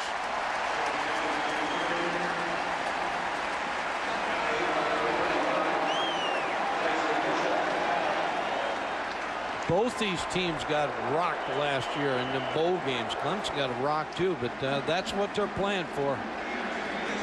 You know, Philip Fulmer is going to be very, very disappointed over this, because not just the loss, but they had changed their practice, tactics, and everything before this ball game, because they got whipped badly in here last year by Maryland. I mean, Ralph Friedgen's team just really hammered them. As they go straight ahead with Jasmine again, first down. Now the 11th play of the drive, and you really thought that with so many veteran people, particularly like Clausen at quarterback, that they would come in here and play lights out. But I'll tell you, Clemson, particularly as they have come down the stretch, they have proven that they are a worthy opponent of everybody. Yes, you know, a lot of stake for Tennessee, you know, ranked about five spot in the BCS, the AP, and so they could finish in the top 5, but this loss is going to take them out of there. I think Tommy Bowden wants to call a timeout right now with 2 minutes and 36 seconds left in the ball game, and we will step aside with them. Clemson by 10 and trying to make sure that they don't drop this thing. ESPN's exclusive presentation of the 2004 Chick-fil-A Peach Bowl, presented by Chick-fil-A. We didn't invent the chicken, just the chicken sandwich. And in part by Capital One, what's in your wallet? And Hummer. Check out the H2 at Hummer.com. Hummer, like nothing else. Boy, this huge throng of Clemson fans who came down here from the state of South Carolina, none of them have left in here making a lot of noise. And it is a well-deserved pat on the back for their football team. Coleman now comes into the lineup, replacing Jasmine at tailback. And they'll give it to him, and he's hit behind the line of scrimmage. A couple of things to say, Mike. We talked about we head now down to New Orleans. This crew gets the opportunity to do the national championship game on ESPN radio every year. This will be the 6th year for us, and we look forward to that. The difficult thing about tonight is we leave our crew for a year, and we never have enough time to talk about everybody that's on this crew, but the men and women who do Saturday night primetime football, folks, they are the greatest, the most talented, and just a wonderful group to be around. And that's the saddest thing about tonight's ball game for all of us, is the fact that we're a very tight group, and we really truly like each other. And now we're going to be apart for quite a few months and back together in August again. And just finishing up on Clemson too. Though they finished 4 straight wins, including this game. They beat Florida State and they rolled over Duke. They beat South Carolina, their rival, at Columbia, South Carolina, 63-17. You don't think this win, coupled with those games that they finished off, is not going to help these guys in recruiting? This is a loaded football team that can be expected to do real well next year. Well, for instance, unless he goes out, Hamilton is back. Now he may go out. We hope he doesn't, but you'd like to see him stay. But he's ready. He's ready. Well, they're getting ready with the Gatorade for Tommy Bowden. He keeps inching out on the field. They're going to try to make that shirt a little more orange. And for those of you waiting for the basketball game, Kansas 20-12 in the first half out at Lawrence, Kansas. And for Tennessee, Ron, they finished strong. Tonight, our play of the game brought to you by Capital One. Now, this young man right here, only a sophomore, but he plays older than that. 22 of 39, 246. He did throw an interception, but his poise and grace under pressure, I would say, just went a long way in leading this Clemson team to victory tonight.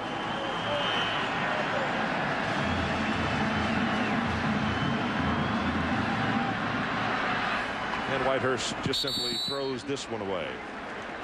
The other thing I was thinking about when you're talking about the crew and everything, these football teams are together for 5 years, sometimes as seniors, and a lot of seniors playing their last game. They'll never play again And this is the last time this team will be together. And so tough moments for them, too. Well, it is because, boy, when you include meeting time, practice time, workouts during the offseason and what have you, it is long. 28-yard attempt coming up here. He got it, and he drills it home.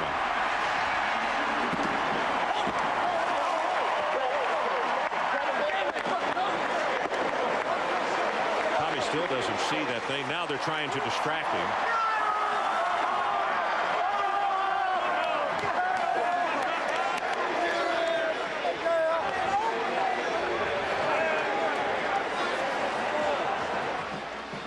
Well, the joy on one side and not so joyous on the other. And that's the way it goes in this sport, and particularly when you come to the bowl game time.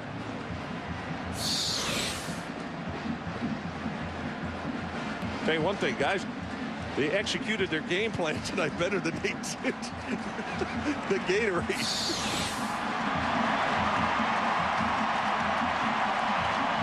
Clemson drive, 14 plays, 70 yards.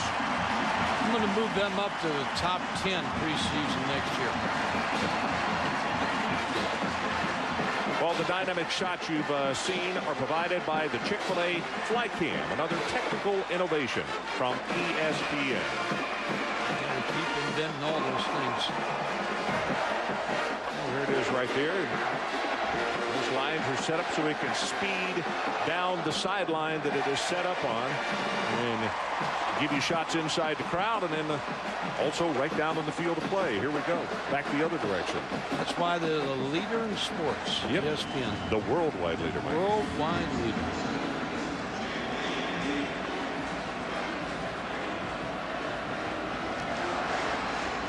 Wow. That's a really good kick right here. It's going to be about 9 yards deep, and you see the frustration. You know, Larkins would like to return that thing, and you can't. You look into the face of Casey Clausen, who really has done just a very, very good job for the Tennessee Volunteers. You see his numbers tonight.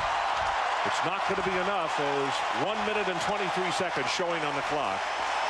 He finishes 34-10 as a starter at Tennessee. Pretty good career. Yep.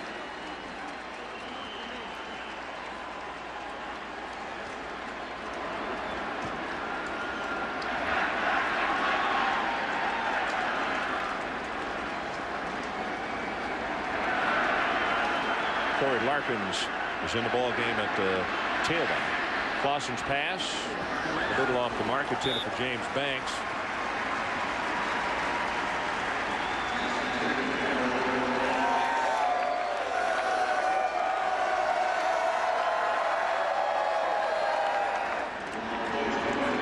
Tell you what, Mike, the 52 passes now that Casey Clausen has thrown, that's a career high for him. Talked about the running game at the start. They never got the running game going, which is a credit to John Lovett, the defensive coordinator, and the staff at Clemson.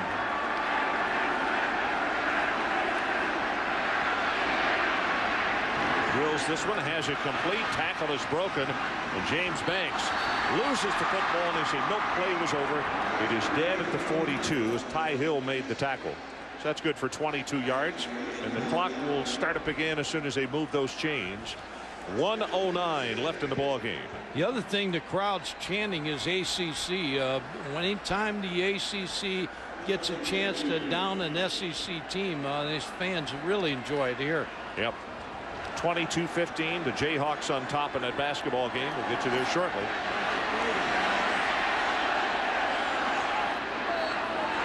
Clausen pushed out of bounds, and Leak came over and pointed at him as if to say, hey, wasn't trying to hit you out of bounds.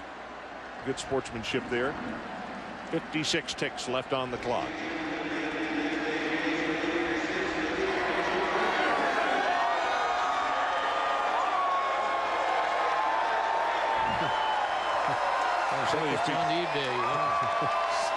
Some of these people spend a lot of time on these signs, don't they? Oh, they do.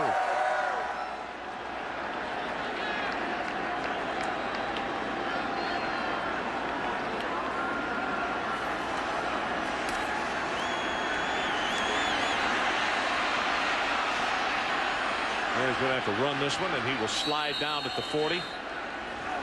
Leak was right there to cover him, but he didn't go after him. So we'll be heading toward Allen Fieldhouse very quickly when this one shuts down in 47 seconds. And Kevin Burnett now has another year, Ron. I hope he comes back. Now, there's a lot of people talking about the draft for him, but he's good for college football. I hope he comes back. Clausen's going to be tackled after the gain of a couple. And by the way, now with that completed pass a moment ago, that's a career high passing yardage for Clausen, 373. Trey Tate made that last tackle. 20 seconds down to 19. And they whistle it in. 12 seconds down to 11. And Tennessee just grounds the football to stop the clock with 8 seconds left.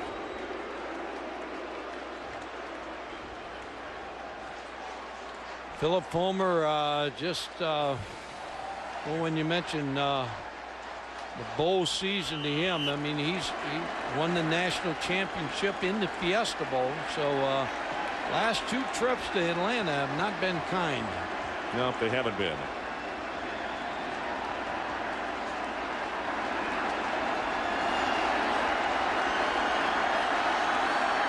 Could be the final play of this 2004 Chick-fil-A Peach Bowl. Got it complete right over the middle. That's Fleming.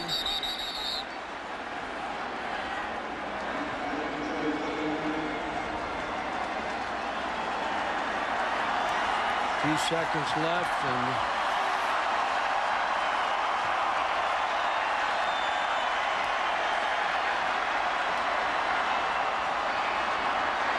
Clausen just throws this one away.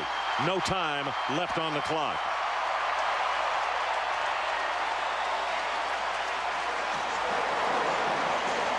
So our final score is Clemson 27, Tennessee 14. Coming up next, college basketball between Villanova and Kansas.